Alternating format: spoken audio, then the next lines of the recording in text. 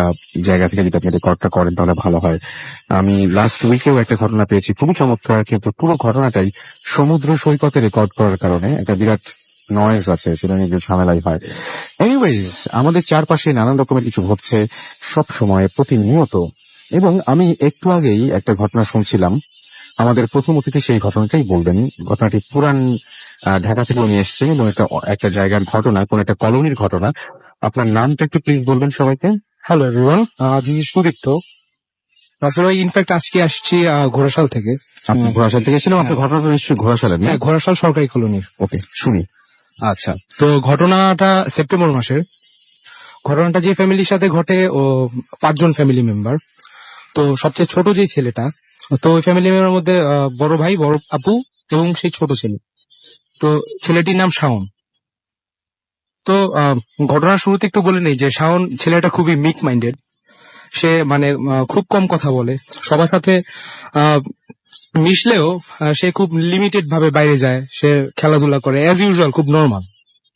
তো ছোটবেলা থেকে ও একটু ভীতু প্রকৃতির ছিল, যে সন্ধ্যাবেলা দেখা যায় যে খেলতে গেলে যখন সন্ধ্যা হয় তখন বাসায় উঠতে গেলে ওর মাকে ডাক দেয় সিঁড়ির থেকে, যে মা এসে বাসায় নিয়ে যাও।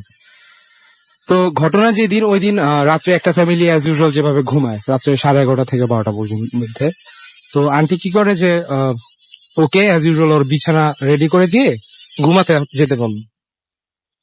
তো রাত্রেবেলা আন্টি জাস্ট ফিনিশিং এর জন্য একবার কিচেনে যায়। কিচেন থেকে ফেরার পথে দেখে যে ডাইনিং রুমে শাওন দাঁড়িয়ে আছে এবং জানালা দিয়ে বাইরে তাকিয়ে। তো প্রথমে বলে যে কি ব্যাপার, তুই এখনো ঘুমাস নেই? কিছু না, মুখ পানি খাবো। তো ঠিক আছে, তুই রুমে যা, আমি তোর জন্য পানি নিয়ে আসছি। তো আন্টি তার ছেলেকে রুমে পাঠায়। আন্টি এক মগ পানি নিয়েও যায় রুমে, শাওনকে দেয়, শাওন খায়। তো খাওয়ার পরে ওকে ওই দিন রাত্রেবেলা রুমে রেখে আসে, মশারি কমপ্লিট করে, বিছানা কমপ্লিট করে ওকে ঘুমাতে দিয়ে আসে। তো রাত্রের বেলা হয় কি যে 1:30 থেকে 2টার দিকে আন্টি আরেকবার যায়। আন্টি আরেকবার বের হয়, বের হওয়ার পরে সেম দৃশ্য, যে শাওন ডাইনিং রুমে বাইরের দিকে তাকিয়ে আছে। তো বলে যে কি ব্যাপার, তুই এখনো ঘুমাসনি? এটা বলার সাথে সাথে ও কি হয় যে দৌড় দিয়ে ওর মধ্যে, ও যে রুমে ঘুমাতো ওই রুমে ফিরে আসে। তো রাত্রে ওই দিন খুব খারাপ কিছু ঘটে, যে ওই দিন রাতে 2টোর দিকে আশেপাশ থেকে শোনা যায় অনেক আঙ্কেল আন্টি মানে জোরে জোরে আম্মু আব্বু বলতে শুনেছিল। আর ফিনিশিং রাত্রেবেলা যেটা হয় যে একটা ফ্যামিলির নর্মাল ঘুমানোর সময় দরজা আটকেই ঘুমাবে। আর আমাদের ঘটনাটা শুনি, আপনি যেভাবে আমাকে বলেছিলেন সেভাবে প্লিজ একটু বলেন। তো রাত্রেবেলা হয় কি যে যখন ছেলে শোয়ার পরে সামথিং ওর রুমে এক্সিস্টেন্স একটা থাকে। তো ওই ওকে একটা কিছু ক্যারি করে নিয়ে যায়। নিয়ে যাওয়ার পরে রাতে তো কেউ কোনো কিছু টের পায়নি। সকালবেলা পিছনে বিল্ডিং এর এক আঙ্কেল সকালে নামাজের পরে আসে, এসে বাসায় নক করে। নক করার পরে বলে যে আন্টি অ্যাজ ইউজুয়াল দরজা খোলে আঙ্কেলকে সাথে নিয়ে। তো বলে কি এত সকালবেলা কি হয়েছে? পরে বলে যে আপনাদের ছেলে তো নিচে পড়ে আছে। তো সকালবেলা দরজা খোলার আগে এত রুম টুম চেক করে ওরা যায়নি, বলে যে না আমার ছেলে আমার রুমে আছে, আমাদের রুমে ঘুমাচ্ছে। পরে বলে না, আসুন আপনি নিচে আসুন, নিচে এসে দেখে যান। তো নিচে গিয়ে দেখে যে আসলেই শাওন পড়ে আছে, ওর শরীরের শার্ট গুলো ছেঁড়া। আর এই ছেঁড়াটা রাসেল ভাই আসলে কিরকম, যে আমরা যদি ধস্তাধস্তি করে ছিঁড়ি, এটা আসলে সে ছেঁড়া না। আমি যদি রেতি দিয়ে আপনার শার্ট বা টি শার্টে পোজ দেই, অথবা কোনো কিছু যদি আপনাকে খাঁচি দেয় স্ক্র্যাচ করে, তাহলে এটা ছিল অনেকটা হার্মটা ওই রকম। আর ওর জিহ্বাটা যে খুব খারাপ ভাবে ড্যামেজড ছিল, আর মাথার এই সাইডে অনেক ব্যথা পায়। আর সবচেয়ে মোস্ট ইম্পর্টেন্টলি পার্ট যেটা, ওর ফিমার, বাম পায়ের ফিমার, এই ফিমারের হাড় কিন্তু খুব শক্ত। এটা নর্মালি একটা মানুষের পক্ষে মোটেও ভাঙা সম্ভব না, যদি এটার উপর দিয়ে কোনো গাড়ি বা না যায়, অন্য কিছু না যায়। তো এই ফিমারটা ভাঙা ছিল, ওর বাম পা এখনো পুরোপুরি হাঁটতে পারে না, ও ক্রাচ ইউজ করে। আমি একটু ঘটনাটা আপনি আমাকে যেভাবে বলেছেন আমি একটু সবাইকে বলি। সেটা হচ্ছে যে আপনি হসপিটালে তাকে নিয়ে যাওয়া হয় এবং আপনি বলেছিলেন যে হসপিটালে খারাপ অবস্থায় নিয়ে যাওয়া হয় এবং সেইখানে গিয়ে এই ছেলেটাকে আপনারা যেভাবে পান সেটা হচ্ছে সেই ছেলেটার মোটামুটি সমস্ত শরীরেই ড্যামেজড এবং প্লাস্টার করা ছিল, এবং তাকে ওইখানকার ডাক্তাররা মানে যখন সে সচেতন তখন চেতনা ফিরে পাওয়ার পর জিজ্ঞেস করেছিল যে তোমার কি হয়েছিল। সে প্রথম যে কথাটা বলে সেটা কি বলে, সে বলে যে আমি একটা জিনিসই ফিল করতে পারি, সেটা হলো সামথিং আমাকে ডাক দেয়, ডাক দিয়ে কোলে করে নিয়ে যায়। এরপর আমার ঘুম ভাঙে, আমি নিজের শরীরকে এত ড্যামেজড অবস্থায় নিচে দেখতে পাই। ওকে, এখন বলেন যে ওনাকে আসলে কিভাবে পাওয়া গিয়েছিল, ওই জায়গাটার বর্ণনা দেন। আপনি বলেন অলরেডি, আপনি বলেছেন যে আপনার শার্ট স্ক্র্যাচ করা ছিল, এরপরে আপনি বলেছেন যে তার জিহ্বায় কোন একটা ঝামেলা ছিল, এবং তারপরে আপনি একটা জিনিস মনে হয় মিস করেছেন, যে আপনি বলেন যে ছাদ থেকে যদি হ্যাঁ, এটা বলছি আমি। তো ওরা যে বিল্ডিং এ থাকে, ওই বিল্ডিং থেকে যদি আমি মানে উপর থেকে যদি কেউ কিছু জিনিস ফালাইও, এত দূরে যাওয়া সম্ভব না, ঠিক আছে, যদি আমি ফোর্স দিয়ে না ফালাই। তো ছেলেটা নর্মালি যে জায়গায় পড়েছিল, আর যে ইনসিডেন্ট যে জায়গায় হয়, ওটা আমরা দেখলে বুঝতে পারবেন যে মানে মাটিতে 2 থেকে 3 ইঞ্চি গর্ত ছিল, যেরকম যেন ওকে কেউ কোনো কিছু দিয়ে ফোর্স করে একদম মাটির মধ্যে গেঁথে দেওয়া ট্রাই করে। আর পুরো শরীরের অবস্থা খুবই ড্যামেজ ছিল, সকালবেলা স্ক্র্যাচ ছিল, এগুলি। আপনাকে অনেক ধন্যবাদ। আমি আসলে যে জিনিসটা, আমার ঘটনাটা আমি যদি একটু বলি, সেটা হচ্ছে ব্যাপারটা এরকম যে আমি জানি না ঘটনাটা আসলে শুরু করেছেন উনি অন্য একটা জায়গা থেকে, যার জন্য হয়তো আপনাদের বুঝতে একটু কষ্ট হচ্ছে। সেটা হচ্ছে যে আমি তো বললামই যে হসপিটালে তাকে ওই অবস্থায় পাওয়া যায়, এবং হসপিটালে পাওয়া যাওয়ার পরে তাকে যখন মানে সকালবেলা যেভাবে পাওয়া গিয়েছিল, সেটা হচ্ছে যে এরকম একটা জিনিস মনে হচ্ছে যে বিল্ডিং এর ওপর থেকে সে নিচে লাফ দিয়েছে, যদি এরকম যদি ধরি আমরা ব্যাপারটা, তাহলে যেটা হবে যে বিল্ডিং এর যে ডিস্টেন্সে গিয়ে সে পড়েছিল, সেই ডিস্টেন্সটা অতিক্রম করা সম্ভব না, এবং সে মাটিতে অনেকটা ভেতরে ঢোকা অবস্থায় ছিল, সেটাও সম্ভব না। দেখে মনে হচ্ছিল যে কেউ হয়তো জোর করে তাকে মাটিতে পুঁতে ফেলা বা এরকম একটা জিনিস চেষ্টা করেছিল, এবং সে একটা কথাই বলেছিল যে কেউ একজন তাকে নিয়ে যাবার চেষ্টা করেছিল। মাঝে মাঝে আমরা শুনি যে এরকম রাতের বেলায় নানান ধরনের অনেক কিছু ডেকে নিয়ে যায়, কিন্তু সেটাও অনেক সময় এরকম অনেক ভয়াবহ হতে পারে। অনেক কিছু এখনো পর্যন্ত সেটা সলভ করা সম্ভব হয়নি, এবং কি সলভ করা কি সম্ভব হয়েছে এখনো পর্যন্ত, যে কি আসলে নিয়ে গেছিল তাদেরকে? না, এটা এখনো এখনো সলভ করা সম্ভব হয়নি। সেটাই আমি বলছিলাম যে অনেক সময় আমরা অনেক কিছু মানে ধারণাও করতে পারি না, আমাদের চিন্তার শক্তি অত দূর পর্যন্ত যায় না যেটা দিয়ে আমরা আসলে বের করে ফেলতে পারি যে ঘটনাটা আসলে এরকম ঘটেছিল। যাই হোক, আমাদের কাছে বেশ কিছু SMS রয়েছে। আমাদেরকে হাম্মাদ SMS করেছেন, এবং নেত্রকোনা থেকে তিনি SMS করেছেন, শুনছেন, আমাদের সাথে আছেন। হ্যালো, আমাদেরকে SMS করেছেন। নামটা একটু প্রথমে লিখবেন আপনারা প্লিজ। লিখেছেন জহিরুল, এবং তিনি তার ওয়াইফ দুজনেই শুনছেন। অনন্যা আমাদের শুনছেন, এবং আজকে তার বার্থডে, জন্মদিনের অনেক শুভেচ্ছা থাকলো। তন্ময় লিখেছেন, SMS করেছেন আমাদেরকে, এবং খুলনা থেকে আনোয়ার এবং তার ওয়াইফ আফরিন রেগুলার তারা SMS করেন, আজকেও করেছেন। আমাদেরকে মোহাম্মদ রাজীব SMS করেছেন আমাদেরকে। সিদ্দিক খান জুরাইন থেকে।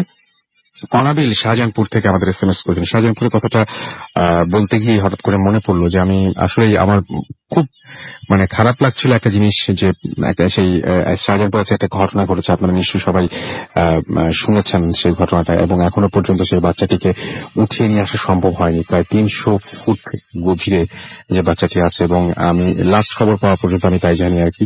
তো আমি সর্বাঙ্গীন ভাবে আমি তার মঙ্গল কামনা করি, এবং আমি আশা করছি যে অবশ্যই যেন মানে সেই বাচ্চাটিকে আমরা ভালোভাবেই ফিরে পাই, সেটা আমি আশা করবো আর কি। আমাদেরকে মাহবুব এবং মাহবুব আমাদেরকে মোহাম্মদপুর চিটাগং থেকে SMS করেছেন। তন্ময় রয় আমাদের SMS করেছেন বেইলি রোড থেকে। এছাড়াও শোয়েব আমাদের SMS করেছেন। জ্যাকলিন আমাদের যশোর থেকে SMS করেছেন। রাব্বি এবং সাগর আমাদের SMS করেছেন শুভ।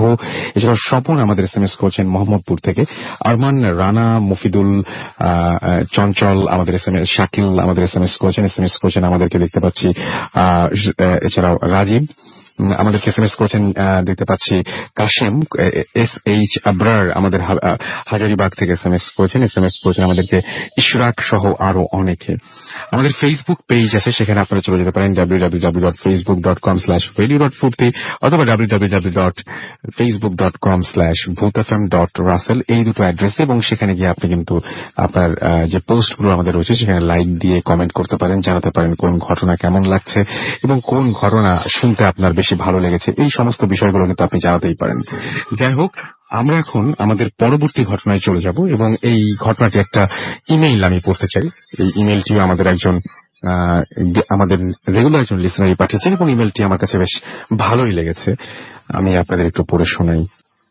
আমাদেরকে লিখছেন, হ্যালো রাসেল ভাই, আশা করি ভালো আছেন। আমি জয় আরিফিন, লিখছি নোয়াখালীর লক্ষ্মীপুর থেকে।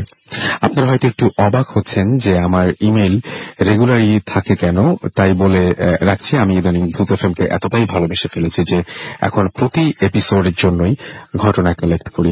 আচ্ছা, একটা জিনিস বলি আমি, সেটাই যে আপনারা যারা ঘটনা পাঠিয়েছেন তারা যে আর কোনোদিন ঘটনা পাঠাতে পারবেন না বা ভূত এফএমে আসতে পারবেন না এরকম কিন্তু না। আপনাদের কাছে যদি নতুন ঘটনা থাকে অবশ্যই অবশ্যই আমাদের পাঠিয়ে দিবেন, এবং আপনারা সবসময় এর জন্য আপনাদের দরজা খোলা রয়েছে। আচ্ছা, যদি তারপরে তিনি লিখছেন, যদি আমার এই ভালোবাসা বহমান থাকে তবে কোন সপ্তাহে আমার ইমেল করা মিস হবে না ইনশাল্লাহ। আজকে এপিসোডে 2014 সালের শেষ এপিসোড, তাই আমি 2014কে বিদায় জানিয়ে শুরু করছি আমার কালেক্ট করা প্রথম ঘটনাটি আমার মামাতো ভাইয়ের কাছ থেকে শোনা। এটা তার পরিবারে ঘটে যাওয়া অতি দুঃখজনক একটা ঘটনা। আমি ঠিক তার মতো করেই বলছি। আচ্ছা, যিনি বলছেন তিনি হচ্ছেন শাকিল। স্বপ্ন কখনো বাস্তব হয় এ কথা নিয়ে ছোটবেলা থেকেই আমার মতবিরোধ ছিল, কিন্তু এই ঘটনাটি আমাকে আমার বিশ্বাস থেকে খানিকটা নয় পুরোটাই নাড়িয়ে দিল। স্কুলে তখন টেস্ট পরীক্ষা চলছিল, অনেক রাত জেগে পড়তে হতো। স্বল্পতই অনেক রাত পড়ে ঘুমাতাম আর খুব ভোরে উঠে পড়া শুরু করতাম। খুব একটা ভালো ঘুম হতো না, তবুও প্রতিদিন আমি এই অদ্ভুত একটা স্বপ্ন দেখতাম চারিদিকে মানুষ, মাঝখানে একটি লাশ, আর আমি সেই লাশের পাশে বসে কাঁদছি, খুব কাঁদছি। লাশটি কার ছিল সেটা দেখতে গেলে আমার ঘুম ভেঙে যেত। যাই হোক, এই নিয়ে তেমন একটা ভাবিনি, কারোর সাথে শেয়ারও করিনি। পরীক্ষা শেষ হলো, সেদিন খুব তাড়াতাড়ি ঘুমিয়ে পড়ি, কিছু না খেয়েই ঘুমাই। অবাক করা ব্যাপার হলো সে রাতে আমি একটি নয় দুটি স্বপ্ন দেখি। প্রথম দেখলাম মা আমাকে খুব আদর করে খাইয়ে দিচ্ছে আর বলছে, বাবা খুব ভালো রেজাল্ট করবি তুই, তবে আমি তোর রেজাল্ট শুনে যেতে পারবো না। কৃষ্ণা মা বলে একটা চিৎকার দিলাম, ঘুম ভেঙে গেল। আম্মু অন্য রুম থেকে দৌড়ে এসে বলল, কি হয়েছে? মাকে কিছুই বলিনি। তিনি আমাকে হালকা খাবার খাইয়ে আবার ঘুম পাড়িয়ে দেন। এরপর আমি আবার সেই পুরনো স্বপ্নটি দেখলাম, লোকজন, লাশ, আমি কাঁদছি। তবে এবার আরেকটু দেখলাম, আমি লাশটার কাছে গেলাম, লাশটার মুখ খুললাম, আর মুখ খুলে যা দেখলাম তা যেন কোনো সন্তানের কপালে না জোট। আমি দেখলাম লাশটি আর কারণ নয়, আমার মায়ের। এরপর কিছুদিন কেটে গেল, স্বপ্নটি প্রায় ভুলেই গেলাম। স্কুলে রেজাল্ট দিল, আমি খুব ভালো রেজাল্ট করেছি বলে সবাই আমাকে নানাভাবে শুভেচ্ছা জানাচ্ছিল এবং উইশ করার জন্য অপেক্ষা করছিল। তাদের সাথে থাকা অবস্থায় আমার বাবার ফোন থেকে একটা কল আসে। সালাম দিলাম, বললাম আমি খুব ভালো রেজাল্ট করেছি, মায়ের কাছে ফোনটা দিন। ওপাশ থেকে কেঁদে কেঁদে খালামণি বলল, তোর মা আর বেঁচে নেই। কাউকে কিছু না বলে বাসায় আসলাম। এসে মায়ের লাশের কাছে বসে খুব কান্নাকাটি করলাম, আর মায়ের লাশকে বললাম, মা আমি খুব ভালো রেজাল্ট করেছি। সবাই আমাকে সান্ত্বনা দিচ্ছিল। পরে জানতে পারলাম মায়ের মৃত্যুর কোনো কারণ খুঁজে পাওয়া যায়নি।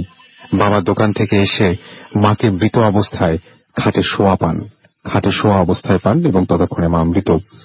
আমার মাকে আমি আজও খুব মিস করি। সবাই আমার জন্য দোয়া করবেন। ধন্যবাদ। এই ছিল ঘটনা, ভালো লাগলে শেয়ার করবেন। লিখেছেন জয় আরিফিন। আপনাকে অনেক ধন্যবাদ আপনার এই ঘটনার জন্য, এবং আশা করছি যে অনেকের কাছে হয়তো ঘটনাটা ভালো লেগেছে, এবং আপনি অবশ্যই এসএমএস এর মাধ্যমে, ফেসবুকের মাধ্যমে আপনি অবশ্যই জানাতে পারেন যে ঘটনাটা কেমন লেগেছে আপনার কাছে। আমার মনে হয় যে আপনি একটু ওই চেয়ারটা যাবেন প্লিজ। আর আমরা এখন নেক্সট ঘটনায় যাব, এবং ইন দ্য মিন টাইম আপনি আমাকে এসএমএস করতে পারেন। এসএমএস করতে হলে মোবাইলের মেসেজ অপশনে গিয়ে টাইপ করতে হবে ফুর্তি, FORTI, ফুর্তি, স্পেস দিয়ে লিখতে হবে আপনার নাম, আপনার মেসেজ, তারপর পাঠিয়ে দিতে হবে 9840 নাম্বারে। আমরা চলে যাচ্ছি আমাদের দ্বিতীয় অতিথির কাছে। আপনার নামটা একটু বলবেন, আপনি কোথা থেকে এসেছেন? জি, আমি শিমুল, আমি আজিমপুর থেকে এসেছি। আচ্ছা, শুনি আপনার ঘটনা। জি, আমি বর্তমানে যে বাসাটায় আছি এখানে আমি 1 বছর যাবত আছি। তো নর্মালি আমি কখনোই রাতে ভয় পাই না বা লাইট অফ জ্বালিয়ে ঘুমাই না। তো এবার আমি এই বাসাটায় ওঠার পরে 2-একটা উইয়ার্ড ঘটনা ঘটে, যেগুলো আমার কাছে একটু অস্বাভাবিক লাগে এবং আমি একটু ভয় পাই।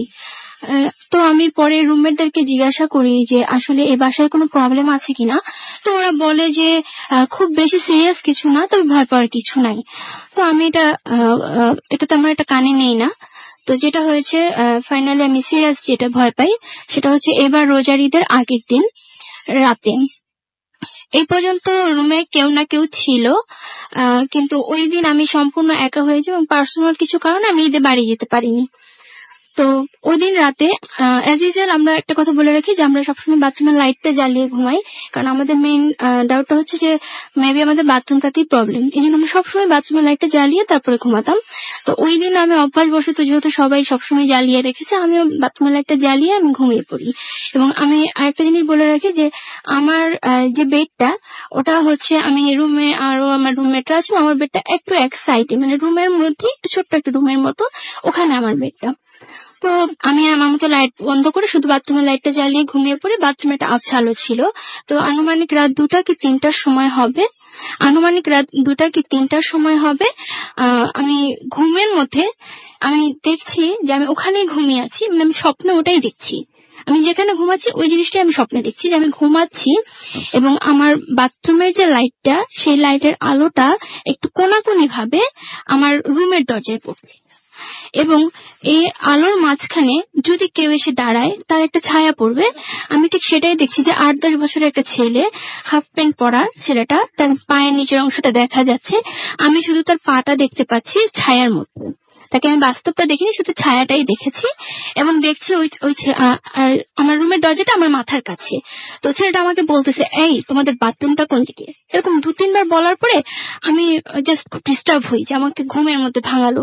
আমি বললাম যে তুমি এখানে কি করো, তুমি যাও ওদিকে আমাদের বাথরুম। আমি বাথরুমটা দেখি, জাস্ট যেই আমি ওটা বলেছি ছেলেটা দৌড় দিয়ে চলে যায় এবং আমার ঘুমটা ভেঙে যায়। তো কিন্তু আমি ফিল করি যে এটা আমার স্বপ্ন ছিল না, আমি কথা বলেছি, আমার এরকম লেগেছে।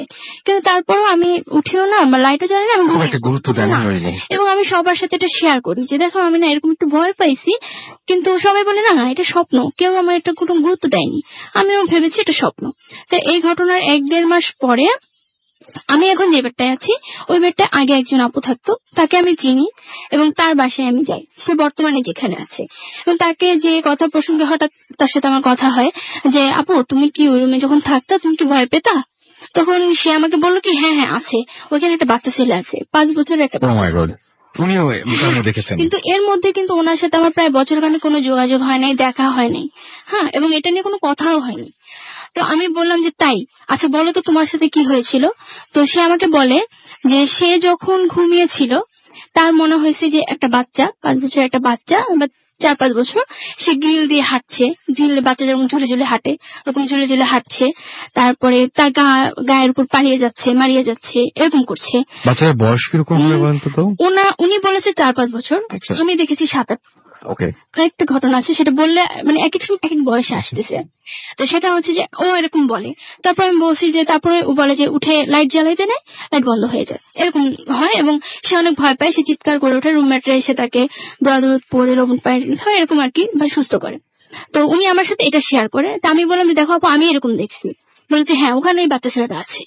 হ্যাঁ, তো তারপর উনি আমাকে যে হিস্টোরিটা বললো মূলত সেটা হচ্ছে যে আমি বর্তমানে যে রুমটায় আছি সেখানে মানে আমাদের বর্তমানে যে অ্যালটমেন্ট এটা একটা সরকারি কলোনি এবং এখন যারা আছে তার আগে যারা থাকতেন আচ্ছা, ওনাদের একটা ছেলে ছিল এবং সেই ছেলের একটা মেয়ের সাথে অ্যাফেয়ার ছিল, কিন্তু ফ্যামিলিগত ভাবে সে অ্যাফেয়ারটা মেনে নেয় না, মেনে না নিয়ে অন্য একটা মেয়ের সাথে তাকে বিয়ে দেয় এবং ওই ওয়াইফের সাথে ওনার সবসময় গন্ডগোল বা ঝগড়াঝাটি হতো এবং পরবর্তীতে যেটা হয় যে ছেলেটা গায়ে আগুন লাগিয়ে আত্মহত্যা করে এবং মেয়েটাও গলায় ফাঁসি দিয়ে আত্মহত্যা করে।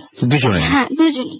ওই রুমে এই ঘটনাটা ঘটে এবং পরবর্তীতে অ্যালটমেন্ট চেঞ্জ হয়, বাড়িওয়ালা চেঞ্জ হয়, এখন বর্তমানে যারা আছে এরাও প্রায় 16-17 বছরের উপরে আছে, অনেক আগের ঘটনা। তো আমরা ধারণা করেছি মূলত তার মানে এইটার জন্য এরকমটা হয়েছে। তো তারপরে দেখা গেছে যে পরে আর কোনো কিছু ঘটে নাই, কিন্তু আবার কোরবানি ঈদের সময়, এটা বলেছি আমি রোজার ঈদের ঘটনা, এখন আবার কোরবানি ঈদের ঠিক সেম কাহিনী, রুমে সবাই বাড়ি চলে গেছে, আমি আবার একা হয়ে গেছি। তো আগের ঘটনার কারণে যখন আমি আপুর কাছে শুনেছি যে এরকম একটা আপুর সাথে ঘটেছে, আপু ভয় পেয়েছে, আর আমি যেটা পরে চিন্তা করে দেখছি আপু আমার মতো সেম দেখেছে, স্বপ্নেই দেখেছে, যেটা আমি ঘুম থেকে ওটা ফিল করেছি যে না এটা আমার স্বপ্ন না বাস্তব। উনি হয়তো ভয়ের চোটে ওটাই ভেবেছে, না ওটা উনি দেখেছে। আমি এটাই চিন্তা করে পেয়েছি যে ওনার সাথে আমার সাথে যা ঘটেছে ওনার সাথে সেম তাই ঘটেছে, স্বপ্নের মধ্যে উনি স্বপ্ন। তো কোরবানি ঈদের সময় যেটা হয়েছে, এরকম আমি সেম ঘুমিয়ে আছি এবং ঠিক আগের মতোই ঘুমিয়ে ঘুমিয়ে স্বপ্ন দেখছি আমি ওখানে ঘুমাচ্ছি, ওই মুহূর্তটাই আমি স্বপ্ন দেখছি ঘুমিয়ে।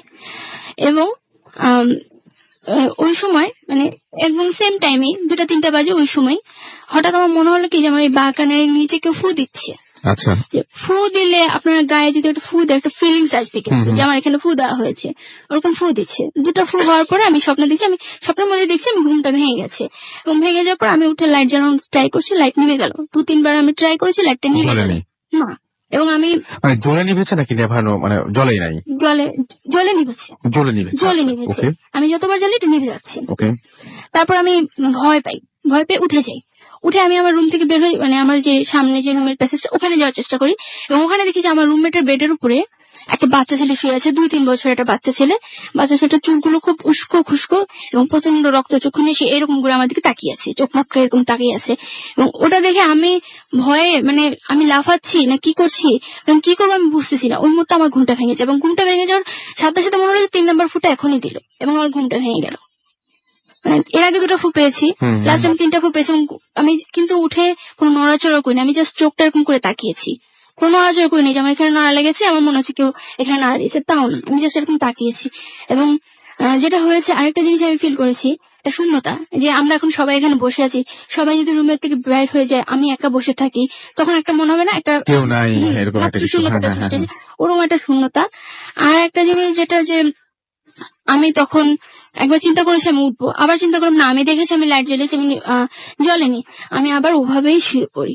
কিন্তু ফাইনালি আমার যে 2বার আমি ভয় পেয়েছি, আমি 2বারই আমার ঘুম থেকে জাগার পর মনে হয়েছে না এটা আমি স্বপ্ন না, এটা আমার বাস্তবে ছিল, এরকম মনে হয়েছে, যেহেতু এই ব্যাপারগুলো আমার স্বপ্নের মধ্যেই ঘটেছে।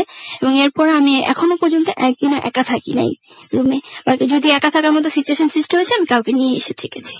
আমি কতগুলো প্রশ্ন করি আপনাকে, জি, সেই অবশ্যই। প্রশ্নগুলোর মধ্যে একটা প্রশ্ন হচ্ছে যে ছেলেটাকে যে দেখে আপনি দেখেছেন ছেলেটাকে?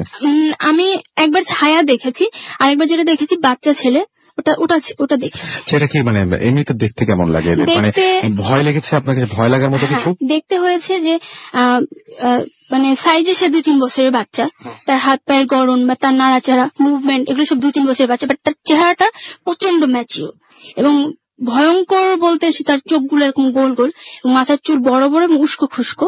যেটা আপনি বললেন একটু হ্যাঁ, আগে। হ্যাঁ, এবং এবং তার এবং তাকানোটা আপনি যে এই যে মানে তাকানোটা আমি যেটা জানতে চাচ্ছিলাম যে এটা কি আসলে যেরকম ভাবে অনেকে বলেন যে অনেকে বলেন একদম পুরো মানুষের মতো দেখলাম, অনেকে বলেন ছায়া ছায়া, অনেকে বলেন ট্রান্সপারেন্ট।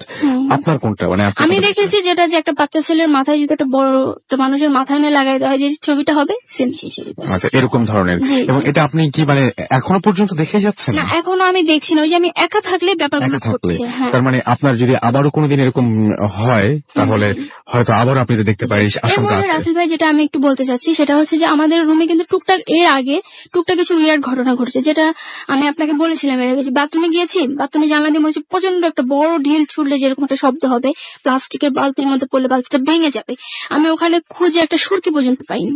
এবং সকালের ঘটনা, এটা আমি সম্পূর্ণ সচেতন। আরেকটা জিনিস যেটা হয় মাঝে মাঝে আমাদের বাথরুমে দুপুর বেলাটা 12টা 12:30টার দিকে যদি কেউ যায় গোসল করতে, মানে আপনি ধরেন বাথরুমের দরজায় কেউ ধাক্কা দিলে শব্দ হবে এবং ভাইব্রেশন হবে, দুটাই হবে। ওখানে শুধু ভাইব্রেশনটা হয়, শব্দটা হয় না। দরজার সাথে সাথে খুললে কেউ নকও করেনি, জিজ্ঞাসা করলে কেউ নকও করেনি, এই ধরনের এটা সমস্যা এখনো হয়? এটা মাঝে মাঝে হয়, খুব বেশি হয় না প্রতিদিন। এবং আপনি শিওর যে ওটা অন্য কেউ করছে না বাসার? দরজা খোলার সাথে সাথে কেউ নাই এবং সবাইকে স্যার বলা হয়েছে, জিজ্ঞাসা করা হয়েছে, কেউ এটা করেনি। ওকে, আমি আপনাকে একটা সাজেশন দিব যে এরপরে দেখবেন যে যদি বাথরুমটার এরকম কোনো সুযোগ থাকে, অ্যাটাচ বাথ যদি হয়, জি, অ্যাটাচ বাথ, তাহলে আপনি দেখবেন যে মেইন দরজাটা বন্ধ করার পর এরকম কোনো ঝামেলা হয় কিনা, মানে মেইন দরজা লক করা আছে তারপরে যদি এরকম সমস্যা হয় তাহলে সমস্যাটা আসলেই বেশ ভয়ঙ্কর। যাই হোক, আমরা অনেক কিছুই ইগনোর করি আমাদের লাইফে। থ্যাংক ইউ সো মাচ আপনার ঘটনার জন্য, আপনাকে অনেক ধন্যবাদ। কিন্তু আসলে মাঝে মাঝে দেখা যায় যে ঘটনাটা অন্য, আমরা অনেক পরে টের পাই যে তখন হয়তো এরকম ইগনোর না করলেই ভালো হতো।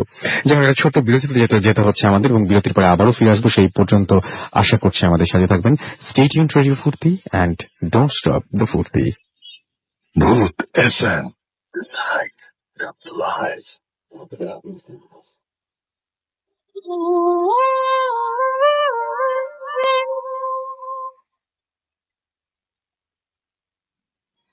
Welcome back. শুনছেন সবসময় রেডিও ফুর্তি 88.0 FM, বাংলাদেশের সর্ববৃহৎ রেডিও নেটওয়ার্ক। আমি রাসেল আছি সাথে, এবং চলছে ভূত এফএম। এবং আপনারা সবাই জানেন ভূত এফএম এখন অন্যরকম উইথ গ্রামীণ ফোন। আমি দেখতে পাচ্ছি ফেসবুকেও অনেকেই আমাদেরকে কমেন্ট করেছেন এখানে, এবং কমেন্ট অনেকেই আমাদের পোস্টের নিচে লাইকও দিয়েছেন। Thank you so much. আমাদেরকে লিখেছেন বোরহান উদ্দিন লিখেছেন ভালো হচ্ছে। আমাদেরকে কামরুজ্জামান রিফাত লিখেছেন ভালো লাগলো। মামুন রশিদ লিখেছেন আই লাভ ভূত এফএম। আমাদেরকে এছাড়াও দেখতে পাচ্ছি লিখেছেন যে ভালো লাগছে ভূত এফএম। কাজী নাফিস ফুয়াদ, এছাড়াও আমাদেরকে রনিও দাস এখানে লিখেছেন যে কলকাতা থেকে লাইভ অ্যাপে তিনি শুনছেন, এবং আপনাকে অনেক অনেক ধন্যবাদ যে আপনি আমাদের সাথে রয়েছেন। এছাড়াও আমাদেরকে দেখতে পাচ্ছি যে আরো অনেকে এখানে লিখেছেন। সুমন আহমেদ লিখেছেন গুড মর্নিং, গুড আচ্ছা ভূত এফএম তিনি লিখেছেন কি ভূত এফএম ভালো লাগছে তার কাছে, সেটা তিনি লিখেছেন আর কি। এছাড়াও দেখতে পাচ্ছি যে আরো অনেকেই আমাদের লিখেছেন। এমডি নীরব খান আমাদেরকে এখানে এসএমএস করেছেন, এবং তিনিও লিখেছেন তার কাছে ভালো লাগছে। আমাদেরকে এমডি তারিকুল ইসলাম লিখেছেন নতুন বছরের শুভেচ্ছা। এগুলো সব ভূত এফএম এর আমার যে পেজটা রয়েছে সেখানে। এবং এছাড়াও দেখতে পাচ্ছি ফুর্তির পেজে লিখছেন নীল সীমান্ত লিখেছেন যে কানে হেডফোন লাগিয়ে তিনি শুনছেন, এবং আমাদেরকে জুবায়ের অমি লিখেছেন এটা তার সেকেন্ড এসএমএস। প্লিজ এসএমএসটা পড়েন। কোথায় ভাইয়া? ডেফিনেটলি আপনার এসএমএস পেলে আমি পড়বো। এছাড়াও আমাদেরকে এমডি আরিফ লিখেছেন যে সেকেন্ড স্টোরিটা তাকে অনেক ইমোশনাল করে দিয়েছে। আমাদেরকে মেহেদি হাসান লিখেছেন যে রুমে একা খুব ভয় পেয়েছেন তিনি।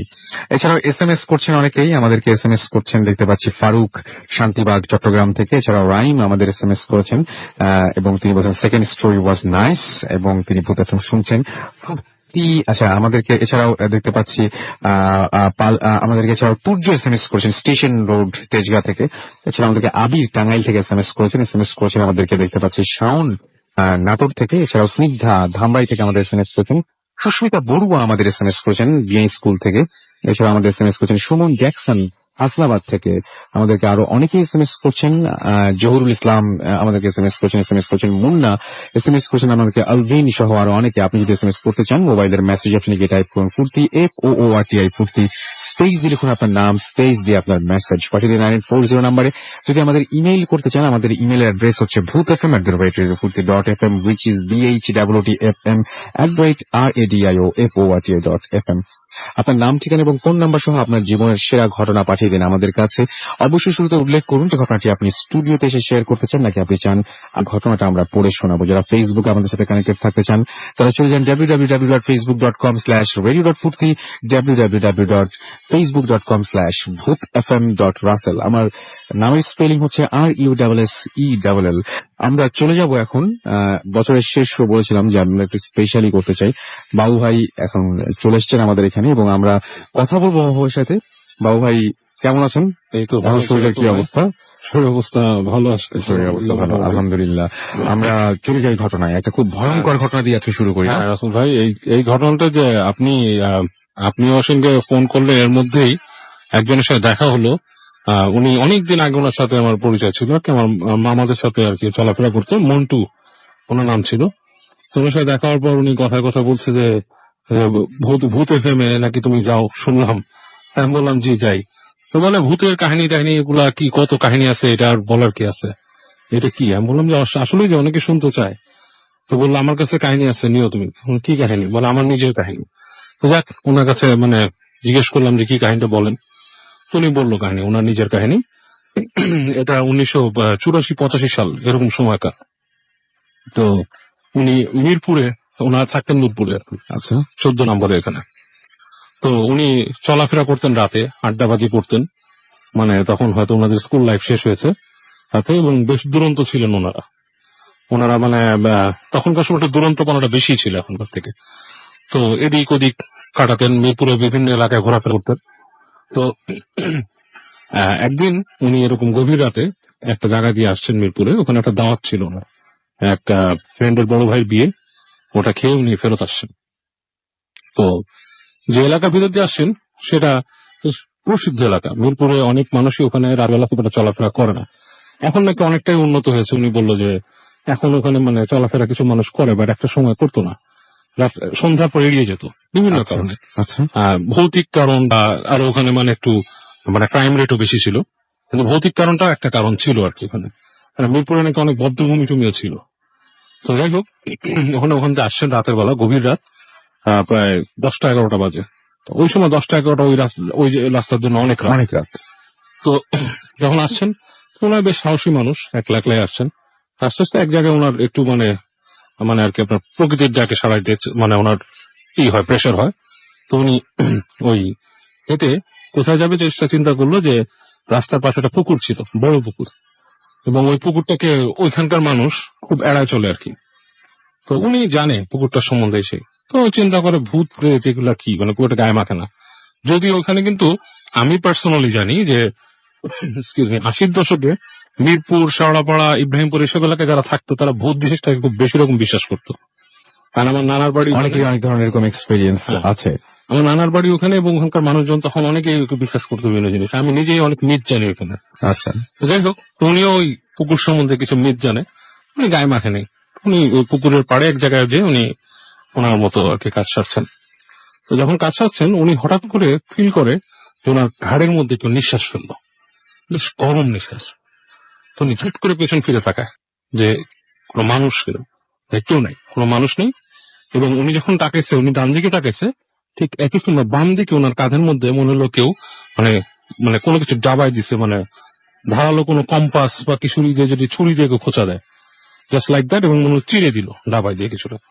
তো জ্বলে উঠছে, উনি তাড়াতাড়ি তাকায় হাত দিয়ে এরকম করছে, হাত দিয়ে ধরছে, তো ধরে দেখে যে ওই জায়গা দিয়ে রক্ত বেরোচ্ছে না, বাট কেউ নাই, কিছু নাই। এক্সকিউজ মি, উনি একটু ভয় পায় যে কি ব্যাপার, সাপ টাপ কিছু কিনা। চিন্তা করে সাপ এরকম বেয়ে এই পর্যন্ত উঠবে, আমি তো টের পাবো। তো উনি খুব ভয় পায়। উনি মানে ভৌতিক ব্যাপারে ভয় পায় না, উনি ভয় পায় যে কি কোন ব্যাপার, ধরনের কোনো হ্যাঁ, কোন ধরনের পোকামাকড় কিনা। পোকামাকড়। তো উনি ওইটা রাব করতে থাকে এবং শার্ট দিয়ে ওই জায়গাটা চেপে ধরে। তো এই সময় উনি দেখে ঠিক পুকুরের উপর দিয়ে, ওই যে পুকুরটার ঠিক মাঝামাঝি সাইড থেকে কিছু একটা ভেসে চলে যাচ্ছে। যেটা যাচ্ছে ভেসে, সেটার শেপ হবে 3-4 ফিট উচ্চতা, এবং মানে ঠিক জমাট বাঁধা একটা অন্ধকারের মতো। জমাট বাঁধা বলতেছে যে, খুব অদ্ভুত, কিন্তু মানে হ্যাঁ। বর্ণনাটা খুব অদ্ভুত। বলতেছে অন্ধকারটাকে যদি খুব জমাট বাঁধায় দাও কোথাও, হুম, হুম, হুম। মানে অন্ধকারের ভিতর অন্ধকার, হ্যাঁ, মানে মনে হচ্ছে একটু বেশি কালো, একটু বেশি বেশি কালো, হ্যাঁ, হ্যাঁ। এবং ওইটা যে একটা আলাদা কিছু, ওইটা বোঝা যাচ্ছে। এবং সেটা পুকুরের উপর দিয়ে ভেসে ভেসে যাচ্ছে, মানে পানির থেকে প্রায় 1 ফিট উপরে এরকম হবে। তার মানে চারপাশে যেটুকু আলো আছে সেই আলোতে ওই অন্ধকারটাকে আলাদা করা দেখা যায়। যাচ্ছে, মনে হচ্ছে আলো আলো দিয়ে অন্ধকারটাকে দেখা যাচ্ছে, অন্ধকারটা একটা শেপ। আর উনি তখন খেয়াল করলো ওটা মেঘের মতো আর কি, যেখান দিয়ে যাচ্ছে সেই জায়গার ওই পাশের আলো দেখা যাচ্ছে না। আচ্ছা, আচ্ছা, আচ্ছা, আচ্ছা। হ্যাঁ, মানে হালকা ছোটখাটো দুই একটা আলো, ট্রান্সপারেন্ট না। ট্রান্সপারেন্ট না। তো উনি দেখে বেশ ভয় পেয়ে যায়, কারণ ওটা একটা সত্তা। হুম, হুম, হুম। ওটা ঠিক পুকুরটা পার হয়ে অনেকখানি চলে গেছে, তারপর উনি দেখো সার্কেল করে আবার ওটা আসছে ওনার দিকে, মানে ব্যাক করে আসতেছে। তখন ওনার শরীরে সব লোম দাঁড়ায় যায়, উনি মানে বুঝতে পারেন জিনিসটা কি। তো উনি করে কি, ঘুরে হাঁটা শুরু করে, মানে অপোজিট রাস্তায় যাওয়ার জন্য। এবং কিছুদূর হেঁটে উনি পেছন ফিরে, যেটা নাকি স্বাভাবিক ভাবে মানুষ করে।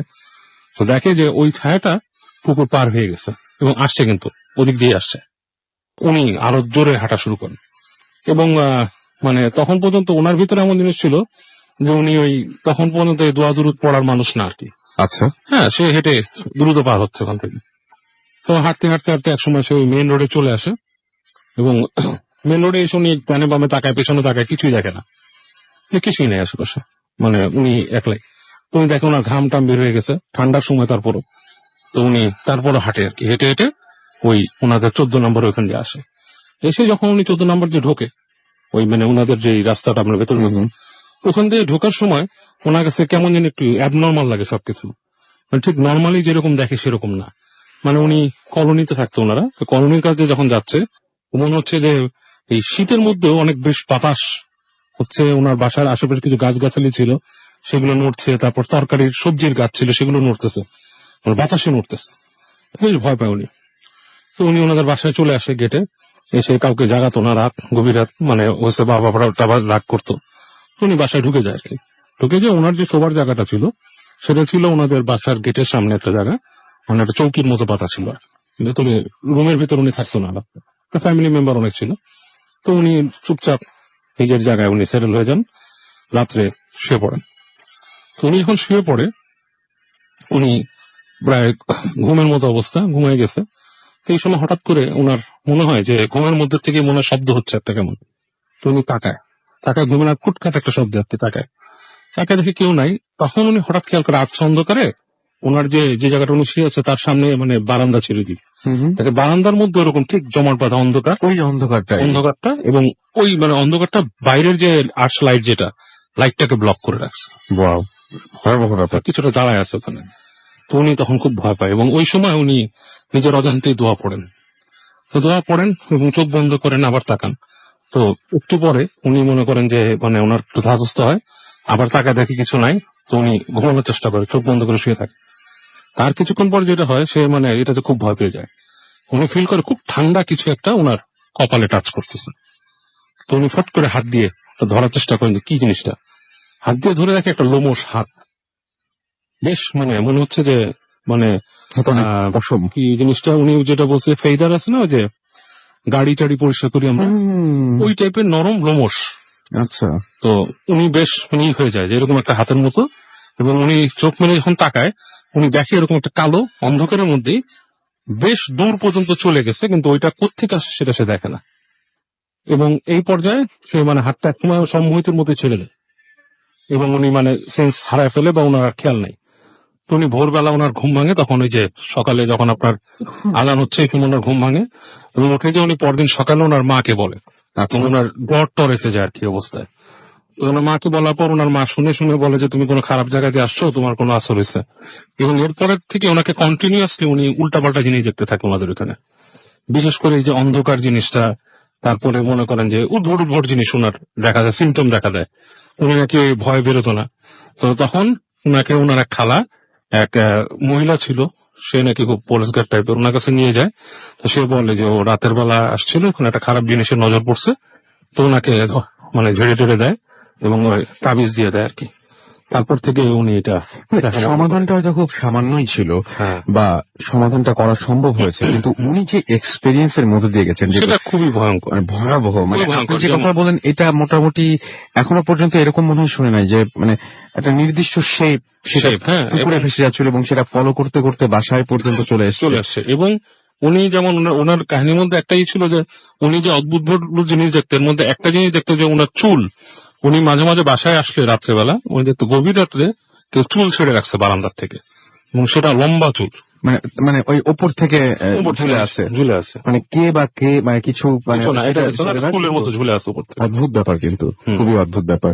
তো so বুঝতেই পারছেন যে এরকম আরো দারুণ দারুণ সব ঘটনা থাকবে ভূত এফএমে আজকে, এবং আমরা ভূত এফএমে 2014 সালের শেষ এপিসোডটি করছি। সামনে নতুন বছর আমাদের, এবং এই মুহূর্তে আপনাদের সবাইকে জানিয়ে রাখছি যে ছোট্ট বিরতি নিতে হবে আমাদেরকে, এবং বিরতির পরে আবারও ফিরে আসবো। ইন দ্য মিন টাইম আপনি আমাদের SMS করুন, মোবাইলের মেসেজ অপশনে গিয়ে টাইপ করুন ফুর্তি FORTI ফুর্তি, স্পেস দিয়ে লিখুন আপনার নাম, স্পেস দিয়ে আপনার মেসেজ পাঠিয়ে দিন 9840 নাম্বার। যারা আমাদের ইমেইল করতে চান তারা আমাদের ইমেল অ্যাড্রেসটি জেনে নিন। আমাদের ইমেল অ্যাড্রেস হচ্ছে bhutfm@radiofurti.fm, which is BHWTFM@radiofurti.fm। আপনার নাম, ঠিকানা এবং ফোন নাম্বার সহ আপনার জীবনে ঘটে যাওয়া সেরা ঘটনাগুলো পাঠিয়ে দিন আমাদের কাছে। ফেসবুকের অ্যাড্রেসটি হচ্ছে www.facebook.com/radio.furti, www.facebook.com/bhutfm.russell। আমরা একটা অডিও ক্লিপ প্লে করবো। আচ্ছা, আমাদের ফেসবুক পেজ www.facebook.com/bhutfm.russell, সেখানে আমরা কয়েকদিন আগে এই সপ্তাহের শুরুতেই একটা পোস্ট দিয়েছিলাম, এবং সেই পোস্টটা, আচ্ছা সেই ঘটনাটা আমি একটু পরে যাব। তার আগে আমরা একটা অন্য ঘটনা শুনে আসবো, এবং তারপরে আমরা সময় পেলে আমরা ওইটাও আপনাদের শোনাবো, এবং শোনানোর ইচ্ছা আছে আমাদের। তো ছোট বিরতির পরে আবারও ফিরে আসছি। স্টে টিউনড রেডিও ফুর্তি এন্ড ডোন্ট স্টপ দ্য ফুর্তি। Hood FM. The night comes alive.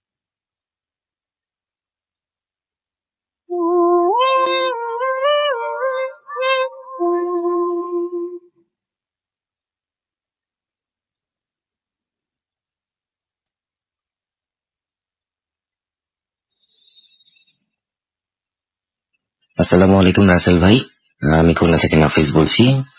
ঘটনা চলে যাচ্ছি। এই ঘটনাটি আমার কলিগের লাইফে ঘটেছিল। তো ওনার জীবনে যে ঘটনাটি ঘটেছিল এটা আসলে আমার কাছে আনএক্সপেক্টেড ছিল। আমি ওনাকে বারবার আসলে একটা কারণে বারবার একই প্রশ্ন করতাম যে ভাই আপনি লিফটে কেন উঠতে ভয় পান। উনি প্রচন্ড ভয় পেতেন লিফটে উঠতে, কখনো লিফট প্রেফারই করতেন না। ছয়তলা, সাততলা, 10তলা ওনার সাথে আমার প্রায় দিনই হেঁটে উঠতে হতো। তো আমি বেশ বিরক্তই ছিলাম ব্যাপারটা নিয়ে, যে আসলে মানে এইভাবে যদি হেঁটে হেঁটে উঠতে হয় এত দূর, আসলে বেশ কষ্টকর। আমি লিফট প্রেফার করতাম, উনি করতেন না। তো এই কারণেই একদিন বেশ বেশ জোর করে আমি জিজ্ঞেস করি যে ভাই কি হয়েছে, আজকে বলতেই হবে আপনাকে, কি সমস্যা আপনাদের কি? তো উনি আমাকে একটা কথাই বলেন যে আসলে এই ঘটনাটা আমি খুব বেশি মানুষের সাথে শেয়ার করিনি, তো আপনার কাছে করছি যেহেতু আপনি আমার সাথে কাজ করছেন, একসাথে কাজ করতে হয়, তো আজকে আপনি শুনেন। তো ওই দিনকে উনি আমাকে ঘটনাটি বললেন। ঘটনাটি হলো উনি তখন একটা এক্সপোর্ট ওরিয়েন্টেড ফার্মে কাজ করতেন এবং মতিঝিলের কোনো একটা বিল্ডিং ওনাকে প্রায় যেতে হতো। এবং এই বিল্ডিংটাতে উনি মানে ওনার কাজই ছিল যে ডকুমেন্টস যেগুলো আর কি প্রয়োজন সেগুলো সন্ধ্যার দিকে রেডি হবে এবং উনি ওটা 6টা, 6:30টার দিকে নিয়ে একবার অফিসে ঢুকতেন, বাদ বাকি কাজগুলো করতেন।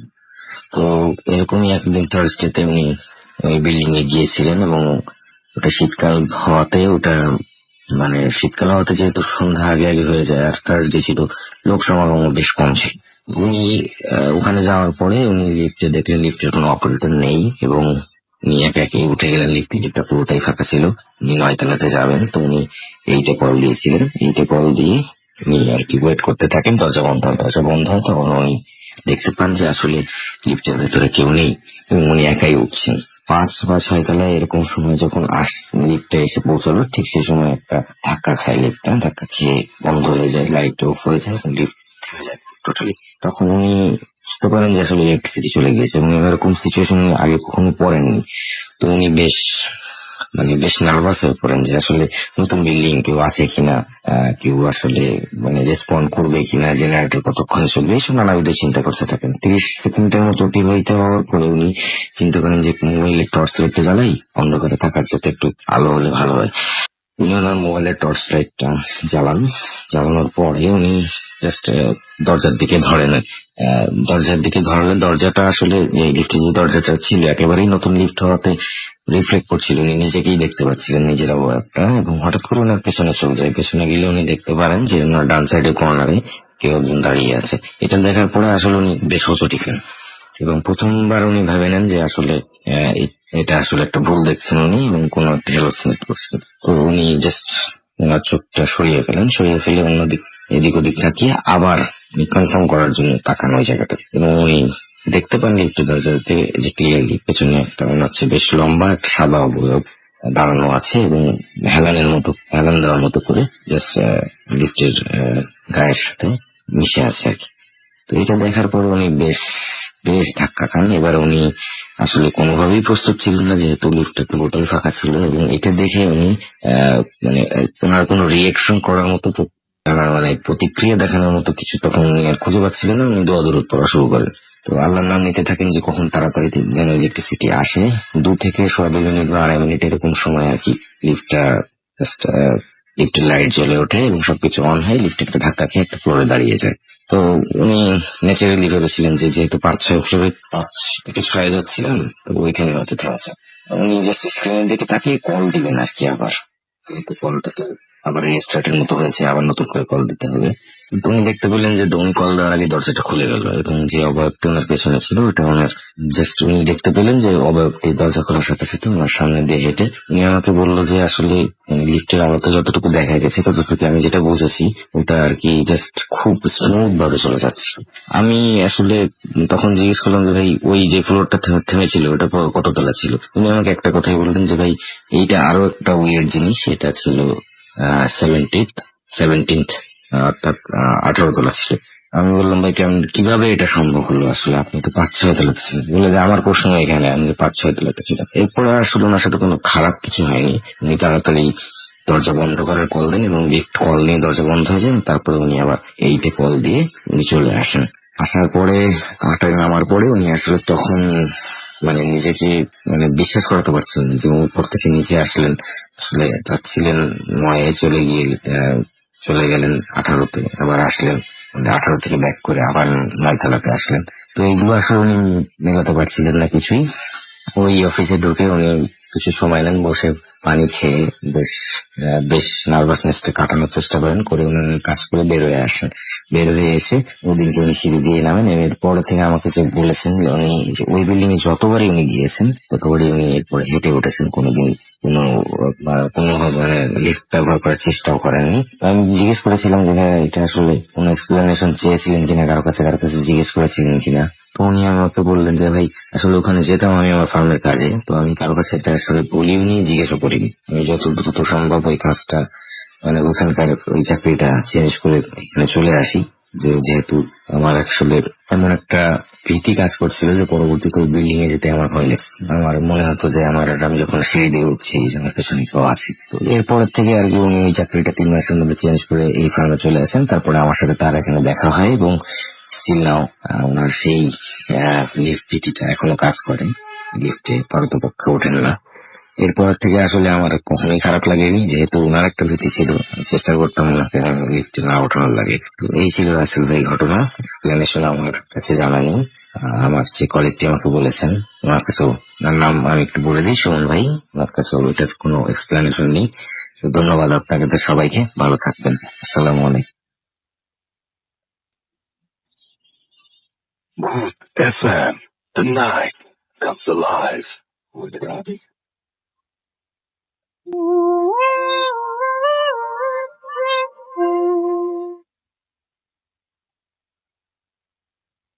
এখন এই ঘটনা শোনার পরে মনে হচ্ছে যে নতুন বছরের রেজুলেশন হবে হচ্ছে লিফটে না উঠে আমরা নিজেরাই মানে কি বলবো পায়ে পায়ে সিঁড়ি ভাঙবো, এরকম একটা কিছু হতে পারে। যাই হোক, শুনছেন সবসময় রেডিও ফুর্তি, চলছে ভূত এফএম। আর ভূত এফএম এখন অন্যরকম ওই গ্রামীণ ফোন, আপনারা সবাই জানেন। আমার সাথে রয়েছে মাসুম, আমি রাসেল আছি সাথে, এবং আজকের অতিথি তো আছেনই আমাদের সাথে। আমরা তাদের কাছ থেকে একটার পর একটা ঘটনা শুনবো ইনশাল্লাহ। একটা এই মুহূর্তে কিছু SMS পড়ে ফেলতে চাই। আমাদেরকে আনিকা লিখেছেন এবং তিনি পতেঙ্গা চট্টগ্রাম থেকে SMS করেছেন আমাদেরকে। এছাড়াও SMS করেছেন দেখতে পাচ্ছি হিমেল চৌধুরী গাজীপুর থেকে, আমাদেরকে দেখতে পাচ্ছি। এছাড়াও মাহি SMS করেছেন আফিফ মিরপুর 1 থেকে। এছাড়াও তামিম কিশোরগঞ্জ থেকে আমাদের SMS করেছেন। ফারহাদ আমাদের SMS করেছেন পান্থপথ থেকে। তপু আমাদেরকে SMS করেছেন। আচ্ছা, ফারহাদ আবার লিখছেন ভালো লাগছে SMS টা দেখে, এই জন্য বললাম যে ভূতফান দিন দিন ভয় বেশি লাগছে। আমরা চেষ্টা করছি আসলে নতুন নতুন ভাবে মানে আমরা নানান রকমের এক্সপেরিমেন্ট করছি এবং আমরা সত্যিই কষ্ট করছি, চেষ্টা করছি আপনাদের জন্য ভালো ভালো কিছু উপহার দিতে। আমাদের সামনে আরো অনেক প্ল্যান রয়েছে, এক এক আপনারা জানবেন, এবং মোটামুটি যা যা বলেছিলাম তাতে আমরা এক এক করছি। আমরা এখন ঢাকার বাইরে শো করছি, আমরা বই মেলায় বই নিয়ে আসছি, আর এরকম অনেক কিছুই থাকবে আপনাদের জন্য আশা করছি। আমরা সমস্ত পৃথিবীর মানুষ যেন শুনতে পান, যারা বাঙালি রয়েছেন যেখানেই, তারা যেন শুনতে পান, সেজন্য আমরা অ্যাপ নিয়ে আসছি। সুতরাং আশা করছি যে আরো অনেক কিছুই হবে। ফাহিম যশোর থেকে আমাদের SMS করেছেন এবং আমাদেরকে SMS করেছেন মিম এবং লিথিল। এছাড়া আমাদেরকে SMS করেছেন দেখতে পাচ্ছি প্রীতি রাজশাহী থেকে, এবং সেকেন্ড স্টোরিটা তার কাছে অনেক ভালো লেগেছে। MI রকিব আমাদেরকে SMS করেছেন ভান্ডারিয়া থেকে। এছাড়াও রাফি হাজারিবাগ থেকে আমাদের SMS করেছেন। পাপড়ি ভূতের গলি থেকে SMS করেছেন, বাবু ভাইকে থ্যাঙ্কস জানিয়েছেন এবং ভয়ঙ্কর ঘটনাটার জন্য। সত্যি ঘটনাটা খুব সুন্দর ছিল। রাহাত আমাদের SMS করেছেন খিলক্ষেত থেকে। এছাড়াও রাজন আমাদের SMS করেছেন মুগদা থেকে। নাজ ধানমন্ডি থেকে 3 বছরের মেয়েকে নিয়ে তিনি আমাদের সাথে শুনছেন এবং তিনি লিখেছেন যে প্রতিদিনের মতো আজকেও শুনছেন তিনি। Thank you so much. আপনাদের এত আপনাদের এই SMS গুলো আমাদের অনেক উৎসাহ দেয়। আসলে সারা সপ্তাহের পরিশ্রম আমরা নিমিশেই ভুলছি আপনাদের এরকম SMS পেলে। আলভিন আহমেদ আমাদের SMS করেছেন আমাদেরকে আজ আরো অনেকেই, এবং আমি দেখতে পাচ্ছি যে ফেসবুকে অনেকে করেছেন। ফেসবুকের SMS গুলো, ফেসবুকের পোস্ট গুলো আমি একটু পরেই পড়ছি। আমি আপাতত চলে যাচ্ছি আরো একটা ঘটনায়, যে ঘটনাটি আমাদের একজন লিসেনার পাঠিয়েছেন, তার মতো করে পড়ছি আমি। একটু আমরা লিফট আচ্ছা একটু ডিফারেন্ট সবকিছু হচ্ছে আর কি। তো যাই হোক, আমি আরেকটা ঘটনা পড়ি। এই ঘটনাটাও আমার কাছে খুব অদ্ভুত লেগেছে, কিছুটা ইমোশনাল মনে হচ্ছে এই ঘটনাটি। লিখছেন, আসসালামু আলাইকুম রাসেল ভাই, আমি শিওর যে আপনি ভালো আছেন। আমি সনি ফ্রম ঢাকা। আজ আপনার সাথে লাইফের সুপার ন্যাচারাল একটা ঘটনা শেয়ার করতে চাই। পার্সোনাল কিছু সমস্যার কারণে আমি স্টুডিওতে ঘটনাটা শেয়ার করতে পারবো না বলে দুঃখিত, তাই ইমেইলটা পাঠালাম। আশা করি লিসনারদের পড়ে শোনাবেন। ঘটনাটা যাবার আগে আমি একটু নিজের সম্পর্কে আমি একটু বলতে চাই। আমার জন্ম চিটাগংয়ে এবং 2009 সেখানে এসএসসি কমপ্লিট করেছি আমি। এবং আমরা কোনোদিন আমাদের ভিলেজ অর্থাৎ বরিশালে যাইনি। ঘটনার শুরু 2007 থেকে। তখন আমি ক্লাস 9-এ পড়ি। আমি ক্লাস 7 থেকেই রেগুলার তাহাজ্জুদের নামাজ পড়তাম এবং আলহামদুলিল্লাহ এখনো কন্টিনিউ করছি। সারাদিন স্কুল আর কোচিং এর পর সন্ধ্যায় এসে ঘুমাতাম আর সারা রাত পড়তাম, তারপর তাহাজ্জুদের নামাজ এবং ফজরের নামাজ পড়ে ঘুমাতে যেতাম। আমি অলওয়েজ সিজদায় গিয়ে আমার মোনাজাত কমপ্লিট করি। একদিন রাতে তাহাজ্জুদের নামাজ পড়ছি, রাত তখন প্রায় মেবি 3:20 হবে, এবং আমি মোনাজাত থেকে উঠে চোখটা খুললাম আর দেখলাম আমার চোখের পলকে আমার সামনে থেকে হঠাৎ একটি ব্ল্যাক শ্যাডো আমার ডাইনিং স্পেস থেকে কিচেনের দিকে চলে গেল। তার পেছন পেছন একটা সাদা আলো ওয়াল ঘেঁষে কিচেনের দিকে চলে গেল। আমি ভাবলাম হয়তো আমার হ্যালুসিনেশন হয়েছে। এরকম আরো একদিন রাতে ঠিক সেম ঘটনা আমার সাথে ঘটে। আমি ভয় পেলাম না, বাট একটু সারপ্রাইজড হলাম, কারণ ছোটবেলা থেকেই ভয় জিনিসটা একটু কম আমার মধ্যে। সকালবেলা আম্মুকে বললাম, আম্মু বলল ওগুলো কিছু না। এভাবে প্রায় 2-3 উইক কেটে গেল। এর মধ্যে আমার সাথে আর কিছুই ঘটেনি, বাট খুব উইয়ার্ড একটা স্বপ্ন আমি দেখতে লাগলাম। আর সেটা প্রতি বৃহস্পতিবার রাতে। স্বপ্নটা ছিল এমন, কেউ একজন আমাকে মেরে ফেলতে চাইছে, যেমন হয়তোবা গলা টিপে, কোনো উঁচু পাহাড় বা বিল্ডিং থেকে ধাক্কা মেরে। আর আমি তার সাথে অনেক ফাইট করছি, কিন্তু আমাকে কোনোভাবেই সে মারতে না পেরে আমার ডান হাতের বৃদ্ধা আঙ্গুল কেটে ফেলে দিচ্ছে। আর আমি চিৎকার করছি। তারপর ঘুম থেকে জেগে উঠেছি। তবে মাঝে মাঝে যখন তাহাজ্জুদের নামাজ পড়তাম তখন আমার রুমে খুব সুন্দর একটা গন্ধ পেতাম। পারফিউম নাকি কিসের স্মেল ছিল আমি আজ এক্সপ্লেন করতে পারবো না। আম্মুকে বলার পর আম্মু আমাদের বংশের নাম করা হুজুরের সাথে দেখা করলেন এবং সম্পর্কে উনি আমার দুঃসম্পর্কের নানা হন। তিনি আম্মুকে 1 উইক পর ইনফর্ম করলেন। তিনি বললেন যে কোনো এক খারাপ জিন আমাকে খুব পছন্দ করে, তাই আমাকে ভালো কাজে বাধা দিতে চায়, এবং তবে কোনো এক ভালো স্পিরিট, মেবি আমার পূর্বপুরুষের কারো স্পিরিট হতে পারে, যা আমাকে প্রোটেক্ট করছে। এভাবে 2010 সাল আসলো। আমরা ঢাকা শিফট করলাম, কিন্তু ওই স্বপ্ন আর সুন্দর স্মেল তখনও আমার পিছু ছাড়েনি।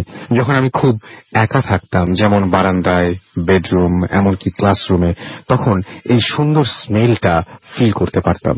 সেটা হয়তো 8-10 সেকেন্ড থাকতো, দেন আর থাকতো না। কোন এক ফ্রাইডের সকালবেলা কোচিং করতে বাসে যাচ্ছিলাম। বাস থেকে না নামতেই বাসটা ছেড়ে দেয় আর আমি রাস্তায় পড়ে যাই। মাথায় খুব ব্যথা পাওয়ার কারণে উঠতে পারছিলাম না। মনে হচ্ছিল যেন আমার সারা শরীরকে যেন আটকে রেখেছে রোডের সাথে। কিন্তু আমি দেখতে পাচ্ছি একটি বাস আমার দিকে ধেয়ে আসছে। মনে হলো যেন আমার হায়াত আজ এখানেই শেষ। হঠাৎ একজন বৃদ্ধা মহিলার ভয়েস শুনতে পেলাম, যে আমাকে রোড থেকে তুললো এবং তাড়াতাড়ি উঠতে বলল। আমি তার হাত ধরে শক্তি পেলাম। যখন রাস্তার পাশে আসলাম তখন আমি বৃদ্ধা মহিলাকে থ্যাঙ্কস জানাতে গিয়ে দেখলাম আমার পাশে কোনো মহিলাই নেই। সকালবেলা রাস্তাটা অনেক ফাঁকা ছিল, কিছু 7-8 জন মানুষের ভিড় জমলো। আর আবার সবাই আমাকে জিজ্ঞেস করলো আমি ব্যথা পেয়েছি কিনা। আমি আশ্চর্য হয়ে জিজ্ঞেস করলাম, এখানে একজন বৃদ্ধা মহিলা ছিল, উনি কোথায়? 2-3 জন আমাকে অবাক করে দিয়ে বলল, বৃদ্ধা সেদিন বৃদ্ধা মহিলা কোথায় দেখলেন? আমরা দেখলাম আপনি নিজেই উঠে এলেন রাস্তা থেকে। আমি সেদিন আর কোচিং গেলাম না। 2 জন লোক আমাকে একটা ফার্মেসিতে নিয়ে গিয়ে ব্যান্ডেজ করে দিল এবং পাঠিয়ে দিল আমাকে। এরপর 1 মাস কোনো এক থার্সডে নাইটে স্বপ্নে আমি দেখলাম আমি একটি কুড়ে ঘরে বসে আছি। আমার সামনে এক বৃদ্ধা মহিলা, সে আমাকে বলছে যে আজকেই তোকে নিয়ে যাব। আমি বললাম আজ সামনে আমার এক্সাম, আমি আম্মুকে বলিনি এখনো, আম্মুকে বলে তারপর যাব। উনি আমাকে বলেন আচ্ছা ঠিক আছে। এবং তিনি আবারও আসবেন এটা তিনি জানিয়ে গেলেন আমাকে, এবং তার আমাকে অনেক পছন্দ হয়েছে। আমি বললাম আমি আপনাকে কথা দিচ্ছি যখনই আপনি আসবেন যাব। তারপর উনি আমার হাতে হাত রেখে বললেন যে তিনি আমার যে সমস্যা সেই সমস্যা দূর করে দিয়েছেন, এরকম কিছু একটা বললেন তিনি। যাই হোক, ঘুম থেকে উঠে আমি আম্মুকে সব বললাম। আম্মু আমার নানার কাছে আবারও ফোন দিয়ে সব বললেন, এবং নানা একটা কথা বললেন যে তাহলে আমার ধারণা ঠিকই ছিল যে তোমাকে প্রোটেক্ট করছে আর অ্যাক্সিডেন্ট থেকে বাঁচিয়েছিল তিনি তোমার আত্মীয়কেও, হয়তো তোমার দাদি। আর আমার ধারণা মতে ওই জিন এখন আর আসবে না। তারপর আমি সব খোঁজ খবর নিলাম, আমার দাদির একটা ছবি আমি চাইলাম আমার মেজো চাচার কাছে, কিন্তু আমার স্বপ্নে দাদির সাথে এই দাদির কোনো মিল নেই। আমি আমার ফুপুর কাছে আমার স্বপ্নে দেখা সেই দাদির ফেসের বর্ণনা দিলাম। আমার ফুপু বললেন আমি যে দাদিকে স্বপ্নে দেখেছি তিনি আমার দাদি নন, আমার দাদির শাশুড়ি। উনি নিয়মিত তাহাজ্জুদের নামাজ পড়তেন আর সব মহিলাকে সাজেস্ট করতেন তাহাজ্জুদের নামাজ পড়ার জন্য। আনফরচুনেটলি ওনার মেয়ে আর ছেলের বউদের মধ্যে কেউ এরকম মানে এত পরহেজগার না। হয়তো তিনি আমাকে পছন্দ করেছিলেন, এই জন্য হয়তো তিনি আমার কাছে আসতেন। এরকম একটা ঘটনাই লিখেছেন আমাদেরকে আমাদের একজন লিসেনার। আমি তার ঘটনাটা আপনাদের পড়ে শোনালাম এবং আশা করছি আপনাদের ভালো লেগেছে। আমরা চলে যাব আমাদের পরবর্তী ঘটনায়, এবং আমাদের সাথে আবারও আমরা একটু বাবু ভাইয়ের কাছে যাব এবং তার একটা ঘটনা শুনে আসবো। বাবু ভাই, সেকেন্ড যে ঘটনাটা শোনাবেন সেটা কোথাকার ঘটনা? এবং এটা রাসেল ভাই, এটা হচ্ছে আপনার ফ্লোরিডার ঘটনা। ওকে, আচ্ছা, এখানে আমি তখন একটা স্টোরে জব করতাম আর কি, ম্যানেজার ছিলাম। ওটা আপনার ছিল হচ্ছে আপনার একটা জায়গায় 10th অ্যাভিনিউতে, মানে ওটার সামনে একটা গ্রেভইয়ার্ড ছিল। গ্রেভইয়ার্ডটা ছিল ঠিক আমাদের স্টোরের অপোজিটে। তো স্টোর ক্লোজ হতো রাত 12টার দিকে। তো ওই সময় এটা বন্ধ করে আর কি বাসায় যেতে হতো, যে এমপ্লয়ি থাকতো রাতে। আচ্ছা, তো একটা স্প্যানিশ মেয়ে কাজ নিয়েছিল ওখানে। তো ও রাতে ক্লোজ করে যেত। প্রথম দিকে সে খুব সাহস করেই বলছে আমাকে যে boss, I like to close at night, I like to work at the closing shift. আমি বললাম নো প্রবলেম, তার কাজ দরকার, সে আওয়ার চাচ্ছে, ওকে নো প্রবলেম, করো তুমি। তো রাতের বেলা বন্ধ করে যেত। একদিন, 2 দিন, তৃতীয় দিনের দিন আমাকে বলছে যে আমি এই রাত্রে শিফটে কাজ করবো না। আমি বললাম কারণ কি, তোমার কি কোনো সমস্যা হচ্ছে? তোমার সাথে তো আরেকজন কাজ করে। তো বলছে হ্যাঁ করে, কিন্তু ও তো আমার সাথে বাসায় যান, সাথে পৌঁছে দেন। আমি বললাম কি তুমি কি গাড়িতে করে যাও না? বলে না, আমার আমি এখান থেকে জব অফ হওয়ার পরে আমি মানে যখন অফ করে দেয় তখন তো আপনার ওই যে সামনে গ্যাস স্টেশনে কেনোপি টেনোপি সব লাইট বন্ধ হয়ে যায়। তো বলে তারপর আমাকে এই কবরস্থানে পাড়ি দিয়ে যেতে হয়। এবং আমি স্কিয়ার্ড অফ চোপা কাবরা। স্প্যানিশরা চোপা কাবরা মানে ওদের ভূত। আচ্ছা, হ্যাঁ, তা আমি ওকে বললাম যে দেখো এটা কোনো ব্যাপার না, কবরস্থানের পাশে ভয়ের কিছুই নেই, ডোন্ট গেট স্কেয়ার্ড। এই সেই অনেক বোঝানোর চেষ্টা করলাম, সে ভয় পাচ্ছেই। আমি তখন ওই যে কাজ করে আমি বললাম তুমি কাজ করো, আমি একজনকে বলছি। তো ওর সাথে যে শিফটে কাজ করতো ওকে বললাম যে তুমি ওকে একটু আগে দিও রাত্রে, ওকে ওই কবরস্থান এগুলো পার করে দিয়েছো, তোমার গাড়িতে করে নামাই দিয়েছো।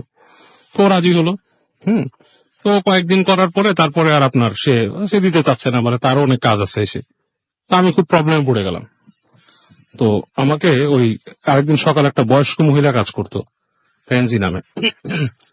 তাকে আমি বলতেছিলাম যে একটু সমস্যা হচ্ছে, অমুক কাজ করতে চায় না, রাতে এই সমস্যা। সে বলতেছে তো তুমি জানো না এখানে তো প্রবলেম আছে। আমি বলছি কি? বলো যে চোপা কাবরা বলতেছে, এটা ঠিক কথা। আমি বলছি বলো তো কি? বলে তোমার আগে, অনেক আগের ঘটনা, তখন হয়তো তুমি কতদিন আছো এখানে? আমি বললাম এই তো 8-10 বছর।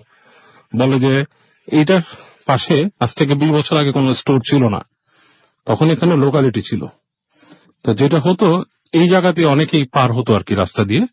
তো যখন পার হতো তখন দেখতো যে রাস্তার মধ্যে তোমার এই বাচ্চা টাচ্চার লাশ কেউ এরকম কাপড় দিয়ে পেঁচায় দাঁড়ায় আছে রাস্তার মধ্যে, এবং ওই মানুষের সামনে মানে কেউ রাইট চাইতো বা কিছু কাউকে দেখায় বাচ্চা খাওয়া শুরু করতো, এরকম সিনের। তা আমি ওর কথা শুনে অবাক। আমি বলছি তুমি কিছু দেখছো কখনো? তো সে ফার্স্টে বলে নো। আমি তাকে বললাম যে মিস প্যানজি, আমি এখানে রাত্রে একদিন যাবো, দেখি এখানে কিছু দেখা যায় কিনা। সে আমাকে বলতেছে নো নো, যেও না যেও না। আমি তাকে বললাম কেন, গেলে কি হয়েছে? বলে আসলে বলে আমি নিজেই দেখছি আমার লাইফে এরকম। আমি বলছি তুমি কি দেখছো? বলে যে এই কবরস্থানে এখানে কাছাকাছি আমরা থাকতাম, তো আমি তখন টিনেজ ছিলাম এবং আমার খুব আগ্রহ ছিল এইসব কথাবার্তা শোনার। তো আমি শুনছি, শোনার পর আমরা ফ্রেন্ডরা এখানে আসছি। এসে আমি বলছি, এসে কি দেখছো? বলে না, আমি ফার্স্টের দিন কিছু দেখি নাই, তবে আমি আর আমার বড় ভাই বিশেষ একটা জিনিস দেখছিলাম। বলে কি? বলে আমরা একদিন এখানে আসছিলাম, তো মানুষ বলতো যে নিউ মুনের সময় আসতে। নিউ মুন মানে অমাবস্যা আর কি, অমাবস্যার সময় যেতে। তো অমাবস্যার সময় আমি আর আমার ভাই এখানে আসছিলাম, তখন এখানে কিছু নাই, শুধু কবরস্থানটা, ফেন্সটাও ছিল না আশেপাশে। বলে আমরা আসলাম, এসে রাত্রেবেলা আস্তে আস্তে করে হেঁটে ঢুকলাম, এবং আমাদের ছিল যে হ্যালোইন নিয়ে আমরা কোনো প্রজেক্ট করবো, এটা জানাবো। তো আমি ভিতরে গেছি, আমার ভাই আর আমি যথারীতি হেঁটে হেঁটে হেঁটে হেঁটে যে বিভিন্ন টুমস্টোন দেখতেছি, এবং আমরা ফ্যান্টাসাইজ হচ্ছি। এগুলো আমরা আমাদের ছোটকাল থেকে এগুলো যে ফ্যান্টাসাইজ হয়, হরর উপন্যাস পড়ি। তো যেতে যেতে এখানে একটা ক্রিপ্ট আছে, মানে ক্রিপ্ট হচ্ছে আপনার, ওরা কিছু মাটির নিচে কবর দেয়, আর কিছু হচ্ছে একটা ঘর তৈরি করে, যাদের সামর্থ্য বেশি ঘরের মধ্যে একটা এরকম উঁচু হাউসের মতো তৈরি করে, সেটার উপর আবার স্ল্যাব দেওয়া থাকে পাথরের, সেটার উপর খোদাই টোদাই করে লেখা থাকে, বা অনেকে আছে এনগ্রেভ করে, ওটার ভিতর লাশটা রেখে ওটা টেনে দেয়, এবং ওই রুমটা ওইটাই ক্রিপ্ট। তো বলে ওখানে একটা ক্রিপ্ট ছিল অনেক পুরানো। ওই ক্রিপ্টের কাছে আমরা যখন যাই, তখন এই গা ছমছম করা একটা অবস্থা লাগে আমাদের।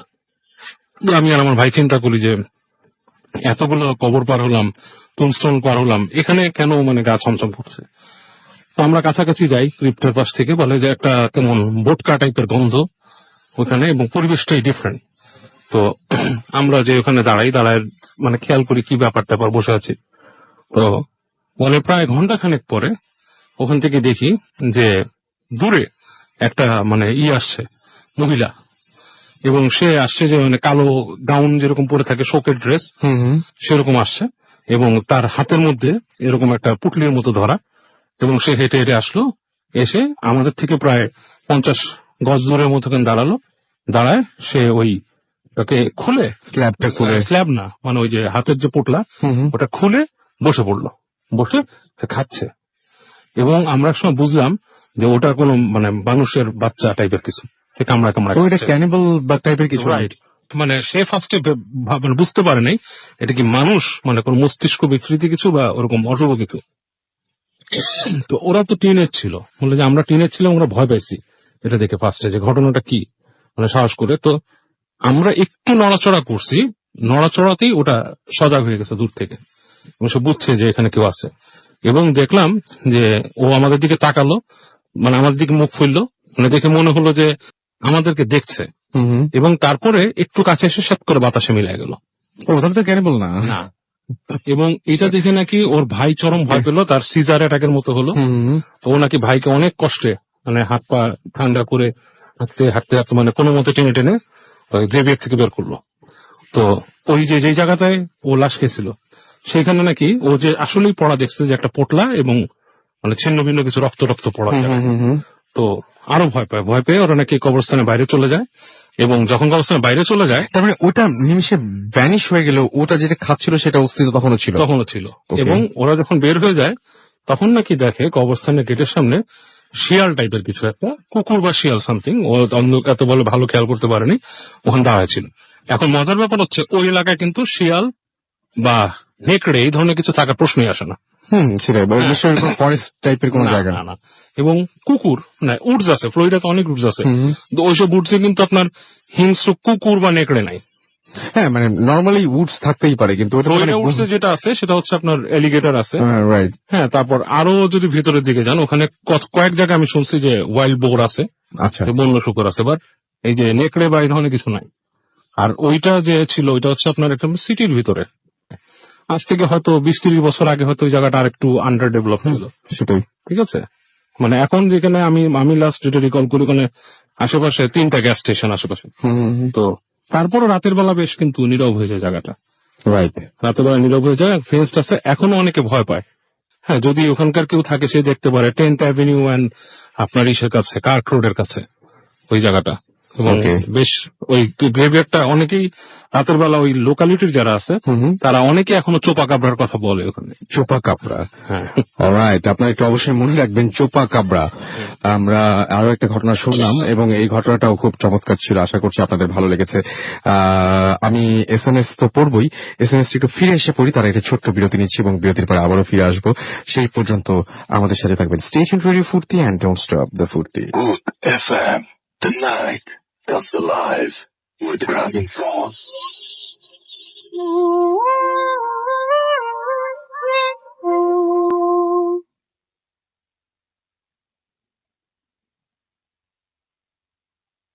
ওয়েলকাম ব্যাক, শুনছেন সবসময় রেডিও ফুর্তি 88.0 FM, বাংলাদেশের সর্ববৃহৎ রেডিও নেটওয়ার্ক। আমি রাসেল আছি সাথে। এবং কি অদ্ভুত ব্যাপার, বাবু ভাই যে ঘটনাটা একটু আগে আমরা শুনলাম, সেই ঘটনা নিয়ে আমাদেরকে লিখেছেন একজন, তিনিও ফ্লোরিডা থেকে লিখেছেন। তিনি লিখেছেন যে বাবু ভাইয়ের স্টোরটাতে আমি কাজ করেছি কিছুদিন। ফেসবুকে আপনারা গেলেই দেখতে পাবেন, আমার ভূত এফএমের যে পেজটা রয়েছে সেখানে এটা আছে। মোফাজ্জল হক রনি লিখেছেন যে বাবু ভাইয়ের স্টোরটাতে আমি কাজ করেছি কিছুদিন, আমি জানি চুপা কাবরার ঘটনা। আরিফ সাহেবের store 10 north Avenue and Kirk রোডে, শুনেছি ফ্লোরিডা থেকে। বাবু ভাইয়ের সাথে বাবু ভাই আসলে কন্ট্যাক্ট করবেন। বাবু ভাই, আপনি ওনার জায়গাটা চিনতে পেরেছেন, রাইট? হ্যাঁ, আমি চিনতে পেরেছি। আমি ছিলাম কাম্বারল্যান্ড ফার্মসে। ওকে, আর আমার Cumberland farms and Gulf Oil, আমি ওখানকার গালফ অয়েলের ম্যানেজার ছিলাম স্টোরটাতে। ওটার অপোজিটে আরিফ ভাইয়ের স্টোর আছে, যেটা কথা উনি বলছেন। ওকে, ওটা সম্ভবত কুইক স্টাফ বা সামথিং না ওটা। রাইট, পৃথিবীটা কত ছোট, তাই না? ওকে, আমাদেরকে এছাড়াও দেখতে পাচ্ছি যে আরো অনেকে এখানে কিন্তু লিখছেন এবং আপনার খুব ভালো লাগছে, সরাসরি শুনছেন, যে এটা আমার খুব ভালো লাগছে। এবং আমাদেরকে আরিফ রাব্বানি লিখেছেন, তিনি কাতার থেকে লিখেছেন এবং তিনি ফিলিং অসম। তো বিভিন্ন জায়গা থেকে, পৃথিবীর বিভিন্ন জায়গা থেকে আপনারা যে এসএমএস করছেন, এটা আসলে অনেক ভালো লাগছে। আরাফাত রহমান বাবু ভাইয়ের ঘটনাটা অনেক প্রশংসা করেছেন। আমাদেরকে আবির লিখেছেন এটা কি রিয়েল পেজ? ডেফিনেটলি এটা আমার একমাত্র পেজ এবং আরো অনেকগুলো পেজ রয়েছে। সেই পেজগুলো থেকে আমি অনেকদিন থেকে রিকোয়েস্ট করছি যে আপনারা বেরিয়ে এসে অরিজিনাল যে পেজটা সেটাতে জয়েন করুন। এস.এম. আতিকুর রেজা আমাদের নাসিরাবাদ চিরাগং থেকে এখানে এসএমএস করেছেন এবং তিনি ফুর্তি অ্যাপ দিয়ে শুনছেন এই মুহূর্তে এবং তিনি বলছেন যে ফুর্তি অ্যাপ ইজ এক্সেলেন্ট। ওকে, আমাদেরকে এছাড়াও দেখতে পাচ্ছি যে এস.এম.কে খলিল লিখেছেন, আজ শীত বেশি, তাই ভয়টাও বেশি হওয়া চাই। কি মনে হচ্ছে, ভয় পাচ্ছেন কিনা সেটা অবশ্যই আমাদের একটু জানান। আমাদেরকে এছাড়াও, এটা ফুর্তির পেজ থেকে আমি পড়ছি। আমি এছাড়াও দেখতে পাচ্ছি ইয়াসিন আহমেদ লিখেছেন আই লাভ ভূত এফএম এবং আমাদেরকে এছাড়াও দেখতে পাচ্ছি এখানে লিখেছেন এখানে আরো অনেকেই ফেসবুকের এই পেজটাতে লিখেছেন। আমাদেরকে সাইফুল খান লিখেছেন যে নরসিংদী থেকে। এছাড়া আমাদেরকে আরো অনেকেই দেখতে পাচ্ছি এখানে কমেন্ট করেছেন এবং আমাদেরকে দেখতে পাচ্ছি আতিকুর রহমান সোহেল বলে লিখেছেন অসম। তো আপনি যদি আমাদের এই পেজগুলোতে কমেন্ট করতে চান তাহলে চলে যান www.facebook.com/radio.furti অথবা www.facebook.com/bhutfm.russell। এখানে আমাদের পোস্ট রয়েছে, সেখানে লাইক দিয়ে কমেন্ট করুন। অবশ্যই কমেন্ট করুন এবং লাইক দিন। দেখবেন যে আমরা সারা সপ্তাহ জুড়েই আপনাদের এই পোস্টগুলো পড়ি। আমাদের সাথে আরো অনেকেই এসএমএস এর মাধ্যমে তাদের অনুভূতির কথা জানিয়েছেন। দিনা আমাদের এসএমএস করেছেন এবং তিনি লিখেছেন আই লাভ ভূত এফএম এবং তিনি বলেছেন যে ফ্রাইডে ইজ আনকমপ্লিট, আচ্ছা ইনকমপ্লিট উইথ ভূত এফএম। ওকে, সো আমাদেরকে আছে। এছাড়াও প্রিমু এসএমএস করেছেন আমাদেরকে দেখতে পাচ্ছি শুভ্র, আরো অনেকে আমাদের এসএমএস করেছেন। নির্ঝর আমাদের এসএমএস করেছেন আমাদেরকে মিথিলা যাত্রাবাড়ি থেকে। এছাড়াও রাজন আমাদের এসএমএস করেছেন, আদিল আমাদের এসএমএস করেছেন, আরো অনেকেই। গাজী সালাউদ্দিন আমাদের উত্তরখান থেকে এসএমএস করেছেন, আরো অনেকে এসএমএস করেছেন। আপনি যদি এসএমএস করতে চান মোবাইলের মেসেজ আপনাকে টাইপ করুন ফুর্তি FORTI ফুর্তি স্পেস দিয়ে লিখুন আপনার নাম, স্পেস দিয়ে আপনার মেসেজ পাঠিয়ে দিন 9840 নম্বরে। আমাদের সঙ্গে আরো একজন নতুন অতিথি এই মুহূর্তে জয়েন করেছেন এবং আমরা প্রথমেই জানতে চাইবো আপনার নামটা একটু প্লিজ বলবেন, তারপর আপনার ঘটনা শুনবো। হ্যালো লিসনার, আমি সেলিম, এসেছি শান্তিনগর থেকে। ওকে সেলিম, আপনার ঘটনা শুনি আমরা। হ্যাঁ, আমি কাজের সূত্রে ঢাকা থাকি। আমি এখন যে ঘটনাটি শেয়ার করব এটি ঘটেছিল আমার গ্রামের বাড়িতে। তো আমার গ্রামের বাড়ি হচ্ছে হবিগঞ্জ সদর উপজেলার উত্তর চরহামুর গ্রামে। প্রথমে আমি আমার বাড়ির বর্ণনাটি দিয়ে নিই। আমাদের বাড়ি ঘরের পূর্ব দিকে উঠানের পরে পূর্ব দিকে বেশ খানিকটা জায়গা রয়েছে যেখানে বিভিন্ন প্রকার গাছগাছালি আছে। তো ওই জায়গাটার একদম পূর্ব প্রান্তে একটি শেওড়া গাছ আছে। শেওড়া গাছ সাধারণত বেশি বড় হয় না, মাঝারি সাইজের শেওড়া গাছ ওটা। এরপরে বাড়ির রাস্তা, এরপরে পুকুর। তো শেওড়া গাছটি যেহেতু কোনো কাজে লাগছে না, তো সিদ্ধান্ত নেওয়া হলো যে গাছটি কেটে ফেলা হবে। তো এই গাছটি কাটার জন্য ওই পাশের বাড়িরই 12-14 বছরের ছেলে, নাম আলাউল, ওকে বলা হলে ও প্রথম দিন গাছের সবকটি ডাল কেটে ফেললো। তো ওই দিন অন্য কাজ থাকায় সে ওই দিন চলে গেল। পরের দিন গাছটি কাটবে বলে সে চলে যায়। তো যথারীতি আলাউলের রাতে খাওয়া দাওয়া সেরে রাতে ঘুমিয়ে পড়ে। ওদের ঘরে কারেন্ট নেই। আলাউল এবং তার ছোট ভাই একই খাটে শোয়, একই রুমে, তার মা শোন মেঝেতে। তো হঠাৎ মধ্যরাতে খাটের মধ্যে ধস্তাধস্তি শব্দে ওর মায়ের ঘুম ভেঙে যায়।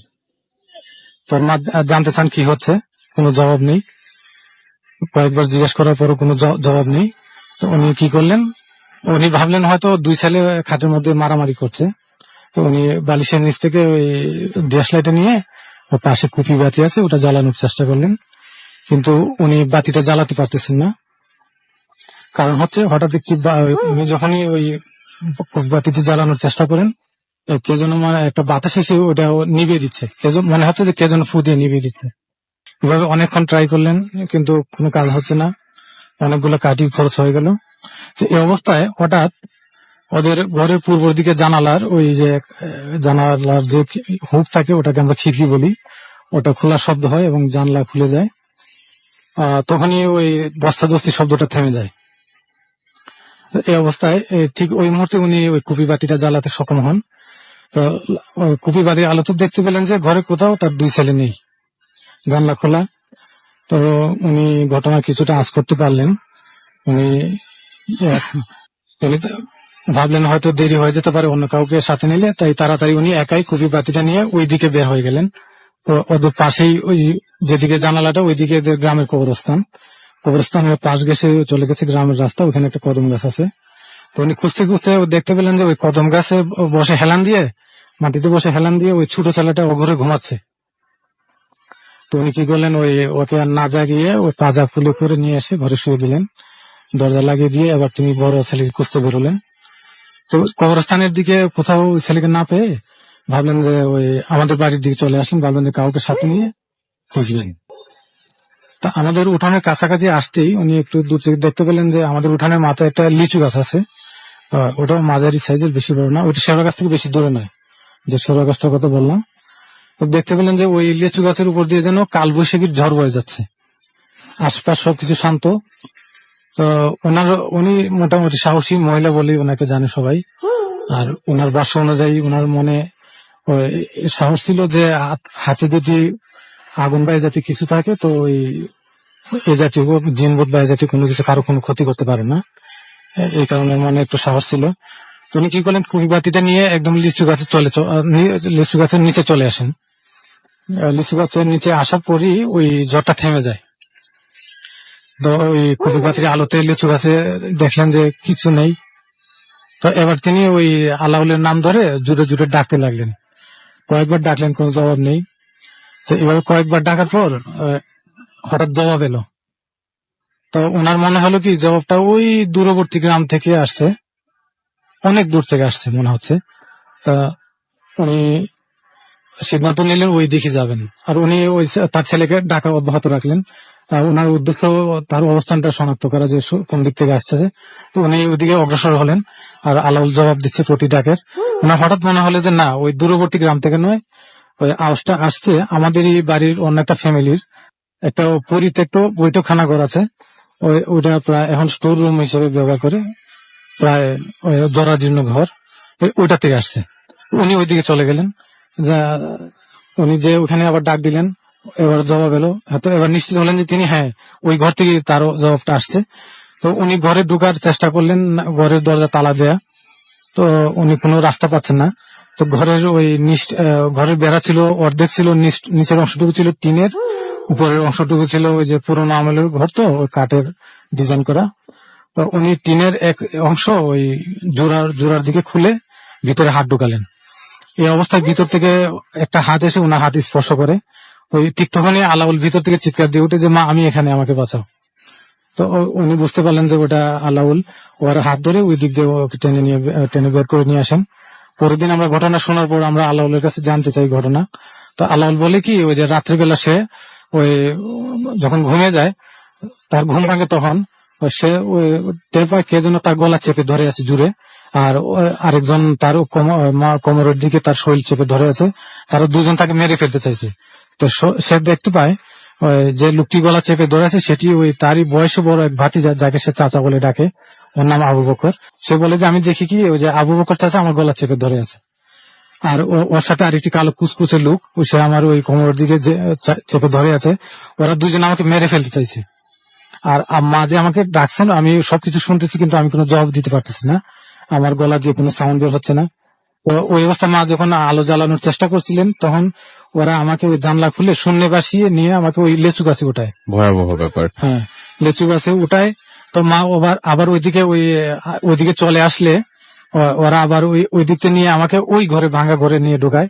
তবে ওই ঘরে কোন রাস্তায় ঢোকায় সেটা আমি বলতে পারবো না, ওটা সে বলতে পারে না কোন রাস্তায় ওই ঘরে ওকে ঢোকায়, এইটুকুই। আর এখানে রাসেল ভাই ওই যে তার ওই যে ছোট ভাইটা যেটা ওই ঘুমাচ্ছিল, ওর মা দেখতে পেলেন যে কদম গাছ হেলান দিয়ে ঘুমাচ্ছিল, ও সকালবেলা কিছুই বলতে পারে না রাত্রে কি ঘটেছিল। ওকে, এই হলো ঘটনা। অনেক ধন্যবাদ আপনাকে আপনার ঘটনার জন্য। আমরা একটা ছোট বিরতি নিলে মনে হয় বেটার হয়, কারণ একদম তারপরে টানা শেষ করব। সুতরাং আর একটা বিরতি নিচ্ছি এবং বিরতির পরে আবারও ফিরে আসছি। আমরা আজকে শেষে আপনাদের ফেসবুকে যে ঘটনাটা দিয়েছিলাম সেটা হয়তো শেষে শুনবো। তা আমরা একটা ছোট বিরতি নিচ্ছি এবং বিরতির পরে আবারও ফিরে আসছি। তো আমাদের সাথে থাকেন, কোথাও যাবেন না। স্টে টিউনড টু রেডিও ফুর্তি এন্ড ডোন্ট স্টপ দ্য ফুর্তি।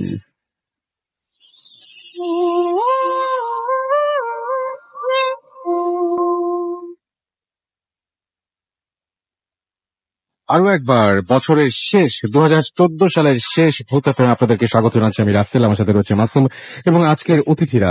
আমাদেরকে সামার ইসলাম লিখেছেন যে আজকের শোটা অসাধারণ, loving every bit of it. Okay, Sohel আমাদের যশোর থেকে এসএমএস করেছেন এবং তিনি লিখেছেন আই লাভ ভূত এফএম। রেজা আমাদের এসএমএস করেছেন, লিখেছেন I love the background music. তিনি আজিমপুর থেকে তিনি এসএমএসটি করেছেন। আমাদেরকে ইয়াজ আহমেদ উত্তরা থেকে এসএমএস করেছেন, নিউ ফ্রেন্ড। তিনি আমাদেরকে ময়ূরাক্ষী এসএমএস করেছেন এবং 2014 সালের লাস্ট এসএমএসটা তিনি করেছেন, যদি পারেন তাহলে পড়ে ফেলতে বলেছেন। আজকে last show off 2014, so it should be লঙ্গার, মাত্র 2 hours ইজ নট ইনাফ। ওকে, আমরা আজকে সেটা আমাদের আসলে আমি জানি না যে আজকে কতটুকু সেটা সম্ভব হবে, তবে আমরা দেখি ফার্স্ট শোটা, বছরের প্রথম শোটা যদি একটু লম্বা করতে পারি, দেখি চেষ্টা করে দেখবো। মোস্তাক আমাদের বেলি রোড থেকে এসএমএস করেছেন এবং তিনি তাদের ছোট বেবি মানিশা, এছাড়াও তার ওয়াইফ তাবাসসুম, তারা সবাই একসাথে ভূত এফএম শুনছেন। Thank you so much for being with us. আমাদেরকে মার্জান লিখেছেন যে অনেক ঠান্ডা একটা ওয়েদার, বাট স্টোরিগুলো অনেক হট। ওকে, আমাদেরকে নেত্রকোনা থেকে এসএমএস করেছেন নাফিজ এবং মিম খুলনা থেকে আমাদের এসএমএস করে, thanks for playing our audio clip. Okay, আপনারা অডিও ক্লিপটি পাঠিয়েছিলেন, রাইট? আমাদেরকে সুমন জ্যাকসন হাসনাবাদ কেরানীগঞ্জ থেকে এসএমএস করেছেন আমাদেরকে টিজে শরীফ নোবেল ঢাকা থেকে। এছাড়া আমাদেরকে জিহাদ এসএমএস করেছেন কেরানীগঞ্জ থেকে। সুমন আমাদেরকে এসএমএস করেছেন মিথিলা খুলনা থেকে আমাদের এসএমএস করেছেন, তার কাছে বাবু ভাইয়ের গল্পগুলো ভালো লেগেছে। আমাদেরকে এছাড়াও এসএমএস করেছেন দেখতে পাচ্ছি আরো অনেকেই। আপনি যদি এসএমএস করতে চান, মোবাইলের মেসেজ লিখে টাইপ স্পেস দিয়ে লিখুন আপনার নাম, স্পেস দিয়ে আপনার মেসেজ পাঠিয়ে দিন 9840 নাম্বারে। চলে যাচ্ছে আমরা আমাদের আজকের নেক্সট যে অতিথি দিনারের কাছে। দিনের কোথাকার ঘটনা শুনবো আমরা আজকে? জি রাসেল ভাই, এটা মানিকগঞ্জ জেলার সিংগার নামক জায়গার একটি ঘটনা। শুনি। তো রাসেল ভাই, ঘটনাটি আমাকে শেয়ার করেছে বাপ্পি নামে একজন। তো উনি কামরাঙ্গীরচর একটি ফার্নিচার দোকানে কাজ করেন। তো ঘটনাটি আজ থেকে 25-26 বছর আগে একটি ঘটনা। তখন উনার বয়স 4.5 মাস কি 5 মাস হবে এবং ঘটনাটি তার সাথেই ঘটে। ঘটনাটি উনি ওনার পিতামাতার মুখে শুনেন। তো আমি সরাসরি তার ঘটনায় চলে যাই। তো একদিন তার আম্মু তাকে নিয়ে উঠানে বসে কাজ করতেছিলেন। তো তাদের অর্থনৈতিক অবস্থা তেমন একটা সচ্ছল ছিল না। তার বাবা ঢাকায় রাজমিস্ত্রির কাজ করতেন এবং তার মা হাতের কিছু কাজ করে তাদের সংসার চালাতেন। তো তার মা তাকে নিয়ে উঠানে বসে যখন কাজ করতেছিলেন, তখন তার সুতার প্রয়োজন হয়। উনি উঠানে তার বাচ্চাটাকে রেখে, বাপ্পি যিনি আমাকে ঘটনা শেয়ার করেন, তাকে রেখে উনি রুমের ভিতরে চলে আসেন। তো রুমের ভিতরে এসে উনি যখন সুতো খুঁজতেছিলেন, তখন উনি বাইরে থেকে ওনার বেবির কান্নার শব্দ শুনতে পান। তো কান্নার শব্দ শুনতে উনি যখন রুম থেকে বের হন, তখন উনি চিৎকার দিয়ে উঠেন। উনি রুম থেকে বেরোয় দেখেন যে ওনার বাচ্চাটাকে উনি বারান্দায় যেখানটা রাখছিলেন ঠিক সেখান থেকে অনেকটা দূরে এবং সে মাটিতে পড়ে আছে। তো এটা দেখে ওই বাপ্পি ভাইয়ের আম্মু খুব ভয় পেয়ে যায় এবং সে তাকে যখন বাপ্পি ভাইকে সেখান থেকে উঠে কোলে নেয়, তখন তার আম্মা যেটা দেখে উনি খুব বেশি অবাক হয়ে যায়, সেটা হচ্ছে যে উনি কিন্তু স্বাভাবিকই ছিল, বাট ওই উঠানে রেখে যাওয়ার পর ওনার আম্মা এসে দেখে যে তার ঘাড়টা ডান দিকে মানে বাঁকা হয়ে আছে স্বাভাবিকভাবে, এবং দেখে মনে হচ্ছে যে ঘাড়ের বাম দিকটায় মানে মানুষের আঙ্গুলের মতো কিছু একটা জিনিস তাকে মানে চাপ দেওয়া হয়েছে, এবং ওই জায়গার মাংসটুকু পুড়ে গেছে গরম কিছু দিয়ে। তো এটা দেখার পর ওই বাপি ভাইয়ের আম্মু খুব ভয় পেয়ে যায়। তো তাকে সঙ্গে সঙ্গে রুমে নিয়ে আসে। তো রুমে আনার পর বাপি ভাইয়ের ফুপু ছিল, তো ওনাকে বলে, তো তারা অনেক ডাক্তার দেখায় ওই গ্রামের মধ্যে। তখন তো ডাক্তাররা তাকে যেটা সাজেস্ট করে যে ঢাকায় এনে ভালো কোনো হাসপাতালে চিকিৎসা করাতে। উনি কিন্তু জন্মগতভাবে স্বাভাবিকই ছিলেন। আচ্ছা, তো ওনারা এতটাই অসচ্ছল ছিল যে ওনাদের পক্ষে ঢাকায় এসে চিকিৎসা করা সম্ভব ছিল না। তো মাঝে মধ্যে তারা 2-1 বেলা খেয়েও দিন পার করতেন, এবং কারো বাসা থেকে খাবার আসলে সেগুলো খেয়ে দিন পার করতেন। তো তাদের আর ওই আল্লাহ করা ছাড়া আর কোনো ওয়ে ছিল না, বাপি ভাই যেটা বলে। তো এরকম সময় তারা অনেক ওঝা দেখায়। তো ওঝা যেটা বলে, একজন ওঝা বলে যে ওকে তো খারাপ জিনিস পাইছে, তো ঘাড় মটকায় দিত, তুমি আসাতে হয়তো সে বেঁচে গেছে, মানে এটা ঠিক করতে পারবো না আমরা। তো তারা মুকান্নাকাটি করতো আর আল্লাহর কাছে নামাজ পড়ে দোয়া করতেন। তো উনি একটা জিনিস লক্ষ্য করলেন যে ওনাদের বাসায় মানে আসরের নামাজের পর থেকে রাসেল ভাই একটা কুকুর তাদের বাসায় আসতেন। তো কুকুরটা দেখতে খুব মানে অস্বাভাবিক ছিল, যে তার একটা চোখ ছিল না, মানে একটা চোখ নষ্ট ছিল কুকুরটার, এবং সে এক পা খুঁড়িয়ে হাঁটতো। ঠিক তাদের বাসায় এসে বসে থাকতো আসরের পর থেকে ঠিক ফজরের আগ পর্যন্ত তাদের বাসায় উঠানের পাশে সেই কুকুরটা বসে থাকতো, এবং সে বার্কিং করতে থাকতো খুব মানে করুণ একটা সুরে। তো তার আম্মু অনেক সময় রুম থেকে বের হয়ে তাকে তাড়া দিছে, বাট কিছুক্ষণ পর দেখা যাচ্ছে যে সে কুকুরটা আবারও তাদের বাসার সামনে এসে বসে বার্কিং করতেছে। তো এরকম চলতে চলতে একদিন ওই বাপি ভাইয়ের আম্মু যেটা স্বপ্ন দেখেন, আর এদিক দিয়ে তার শরীরে যেটা হয় যে একজনের ঘা দিয়ে ভরে যায় সমস্ত শরীরে। তো ওনারা প্রায় তার বেঁচে থাকার আশাই ছেড়ে দেয়। তো একদিন ওনার আম্মু স্বপ্ন দেখতেছেন এরকম যে তার ছেলেটা মারা গেছে, এবং তাকে কবর দেওয়ার জন্য গ্রামের সব লোকজন একত্রিত হয়েছে। তো ওনাকে যখন কবরে ওই লাশটা রাখা হয়, তখন তার আম্মু দূরে দাঁড়িয়ে উনি কান্না করতেছিল। তো উনি স্বপ্নে দেখতেছেন, তখন উনি দেখলেন যে কোথা থেকে একজন পাগলের মতো একটা লোক আসলো সবার মাঝখান দিয়ে, এসে উনি সঙ্গে সঙ্গে সে কবরটার ভিতরে নেমে গেলেন। ওনার আম্মা এটা স্বপ্নে দেখতেছেন। তো কবরের ভিতরে নেমে গিয়ে উনি যেটা করলেন যে ওই বাচ্চার লাশটাকে উঠিয়ে তার মায়ের কোলে দিয়ে বলতেছেন যে যা, ওকে ছেড়ে দিলাম। তো এটা দেখার পর তার আম্মুর ঘুম ভেঙে যায়। তখন ঠিক ফজরের আজান দিবে এরকম একটা সময়। তখন তার আম্মা ঘুম ভেঙে যাওয়ার পর উনি সেই কুকুরটার বার্কিং করার শব্দ উনি শুনতে পাচ্ছিলেন রুম থেকে। তো প্রথম ওনারা খুব ভয় পেতেন। তো যখন উনি স্বপ্নটা দেখলেন, তখন রাসেল ভাই উনি রুম থেকে বের হন। রুম থেকে বেরো দেখেন যে সেই কুকুরটা সেখানেই বসে আছে। তখন উনি মানে কি চিন্তা করলেন উনি নিজেও জানে না। ওনার রুমে কিছু খাবার ছিল ওনাদের সকালবেলার জন্য, যেহেতু আমি আগে বলছি ওনাদের অবস্থা তেমন একটা ভালো ছিল না। তখন উনি রুম থেকে সেই খাবারগুলো বের করে এনে সেই কুকুরকে দেয়, এবং দিয়ে তার আম্মু যেটা বলে যে আমার সামর্থ্য এতটুকুই ছিল, এর বেশি আমার কাছে আর মানে কিছু দেওয়ার মতো নেই আপনাকে। তো সবচেয়ে ইন্টারেস্টিং ব্যাপারটা হচ্ছে যে সেই কুকুর তার দেওয়া সবটুকু খাবার খায়। খাওয়ার পর যে সেদিন যে চলে যায়, তারপর থেকে কিন্তু আর কোনোদিন তার সেই কুকুরটাকে তাদের বাসা আশেপাশে দেখেন। এবং বাপি ভাই যিনি আমাকে ঘটনা শেয়ার করেন, উনি এখন প্রায় 25-26 বছর ওনার বয়স। উনি মানে সুস্থ, বাট ঘাড় উনি এখন পুরোটা ঘুরাতে পারেন না, কিন্তু হালকা পাতলা মুভ করতে পারেন ঘাড়টা। অনেক ধন্যবাদ দিনের। আজকে আসলে হাতে আর সময় নেই। আমরা কিছু ফেসবুকেও দেখতে পাচ্ছি অনেকে অনেক কিছু লিখছেন। আই লাভ ভূত এফএম লিখেছেন রোমিও জুনিয়র। আমাদেরকে দেখতে পাচ্ছি যে এভার বয় এখানে কমেন্ট করেছেন, এবং তিনি বলেছেন যে তিনি জিহাদের জন্য দোয়া চেয়েছেন আমাদেরকে। এছাড়াও দেখতে পাচ্ছি আরো অনেকে এখানে কমেন্ট করেছেন। কারিশমা আখতার, আমাদের আবির আহমেদ, তারপরে আইয়ুব খান সহ আরো অনেকে এখানে কমেন্ট করেছেন। এছাড়াও দেখতে পাচ্ছি আমার যে পেজটা সেখানে আফিয়া আঞ্জুম, তারপরে মাশিউর রহমান রকি, তারপরে দেখতে পাচ্ছি আবরার জাওয়াদ সহ আরো অনেকে আমাদের এখানে কমেন্ট করেছেন। কিন্তু আজকে হাতে আসলে আর সময় নেই, কারণ আমাদের আরো একটা অডিও ক্লিপ রয়েছে। আমি আপনাদের সেই অডিও ক্লিপ সম্পর্কে বলি যে কয়েকদিন আগে ডিসেম্বর 21 তারিখে আমি একটা পোস্ট করি, যে পোস্টের মধ্যে রনি ওয়ার্নার্স এর একটা বাসা নিয়ে একটা ঘটনা আমরা শুনবো বলেছিলাম। সেটাও আমাদের দেশের বাইরে একটা ঘটনা আছে, কিন্তু মোটামুটি সবকিছুই ছিল, ভ্যারিয়েশন ছিল প্রচুর। ঢাকায়, ঢাকার বাইরে, ঢাকার ভেতরে, তারপরে ফ্লোরিডার ঘটনা শুনেছি আমরা। এখন যেটা শুনবো সেটাও সম্ভবত আমেরিকায় ঘটেছিল এই ঘটনাটা। সো এরকম অসংখ্য ঘটনা রয়েছে আমাদের। আমাদের মধ্যে আমাদের আজকের এই এপিসোডে ছিল। বছরের শেষ এপিসোডটা আপনারা আশা করছি এখন পর্যন্ত যারা শুনলেন তারা অনেক এনজয় করেছেন। যেহেতু এতে শুধুমাত্র একটা রিকোয়েস্ট থাকবে যে বছরের শুরুর যে এপিসোডটা সেটা যেন আমরা সুন্দর করতে পারি, সেজন্য আপনাদের সহযোগিতা প্রয়োজন। আর সেই জন্য আপনাকে যেটা করতে হবে, আমাদেরকে ঘটনা পাঠাতে হবে। আর আমাদের ঘটনা পাঠানোর অ্যাড্রেসটি হচ্ছে bhutfm@radiofurti.fm, which is BHWTFM@radiofort.fm। আপনার নাম, ঠিকানা এবং ফোন নাম্বার সহ আপনার জীবনে ঘটে যাওয়া সেরা ঘটনা পাঠিয়ে দিন আমাদের কাছে। শুরুতে অবশ্যই উল্লেখ করুন আপনি স্টুডিওতে এসে ঘটনা শেয়ার করতে চান নাকি আপনি চান যে আপনার ঘটনাটা আমরা পড়ে শোনাবো। আমরা চলে যাব অডিও ক্লিপ এবং বিদায় নেব। তার আগে আমার পক্ষ থেকে, মাসুমের পক্ষ থেকে, আমাদের সবার পক্ষ থেকে নতুন বছরের অনেক অনেক শুভকামনা আপনাদের জন্য। এবং পুরনো বছরে যা কিছু ঘটেছে, যা খারাপ কিছু ঘটেছে, ভালো কিছু ঘটেছে, সবকিছুই আমাদের লার্নিং, এবং সেগুলো না ভুলে গিয়ে সেগুলোকে সাথে নিয়ে, খারাপ লাগাগুলোকে সাথে নিয়েও আমরা যেতে চাই নতুন বছরে, এবং আমরা সেই বছরটাকে সফল করে তুলতে চাই। আমরা শুরু করেছিলাম 2010 সালে, 2015 চলে আসছে, এর মধ্যে তো অনেক কিছুই হয়েছে। এবং এখন ভূত এফএম বা এই আমাদের যে যা কিছু, সেটা একটা মানে বিরাট মানে চারিদিকে ছড়িয়ে ছিটিয়ে এমন একটা জায়গায় গেছি আমরা যে আপনাদের সহযোগিতা না পেলে এটা সম্ভব ছিল না। সো আপনাদেরকে অসংখ্য ধন্যবাদ। আপনাদের সবার জন্য নতুন বছরের অনেক অনেক শুভকামনা। কথা হবে আবারও আগামী শুক্রবারে। সেই পর্যন্ত সবাই ভালো থাকবেন, সুস্থ থাকবেন, মোস্ট ইম্পর্টেন্টলি ফুর্তিতে থাকবেন। আজকের মতো এখানেই শেষ করছি।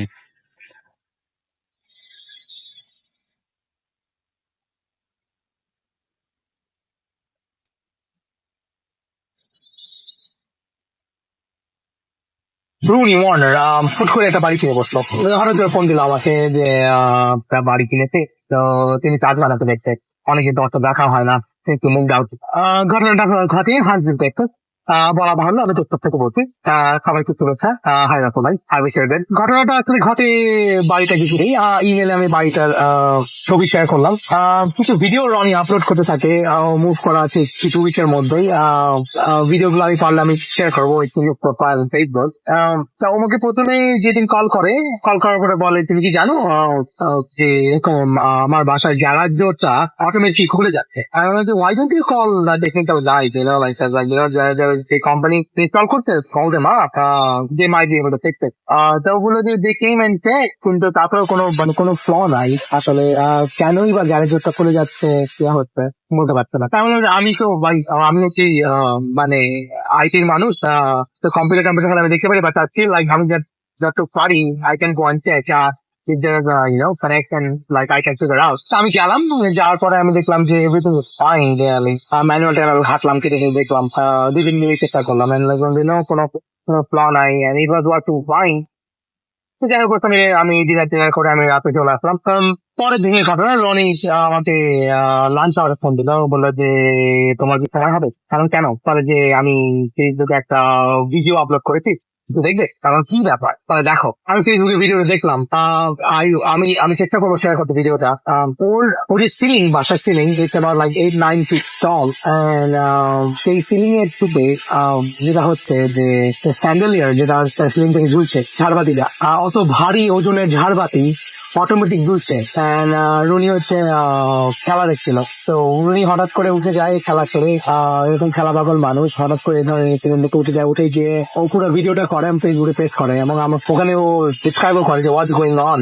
ও পরে আমাকে যখন আমাকে বললো যে চ্যান্ডেলিয়ারটা মানে নিজের থেকেই মুভ করছিল, like it was like swing from left to right. তো আমাকে বললো যে এই দিন ফ্রেন্ড, লাইক ও একা বাসায়, ওর ওয়াইফ ছিল না, ওর বাচ্চারাও বাইরে ছিল, ও আর ওর কুকুরগুলো বাসায় ছিল। তো যাই হোক, আমি বললাম যে maybe man, like like it's very old town, and anything can happen, but like I feel like hope for the best. So the first week চলে গেল, second week চলে গেল, এই ঘটনার পরে গেলি third week I got a call again from Ronik, বলে যে তুমি কি জানো ব্রুটাস যে তোমার রাত 12টার পর থেকে রাউজ মানে দুঃখিত, ব্রুটাস হচ্ছে Rooney, one of the dogs, like American Pit Bull. It's a very aggressive dog.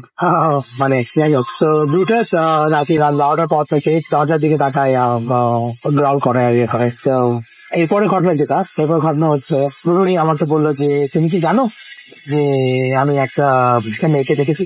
কারণ কি মানে I saw women যে লিভিং রুমের দরজা খুলে গ্যারেজে দিকে বেরিয়ে গেল।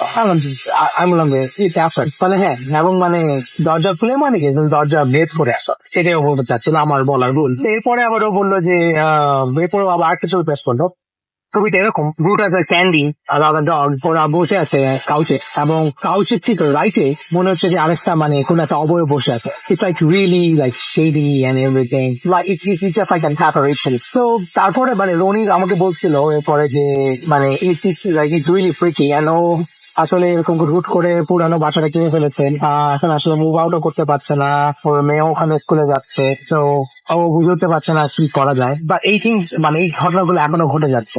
যাই হোক, এই ছোট্ট ঘটনা শেয়ার করলাম। হান্সভিলের আরো অনেক ঘটনা আছে, সবাইকে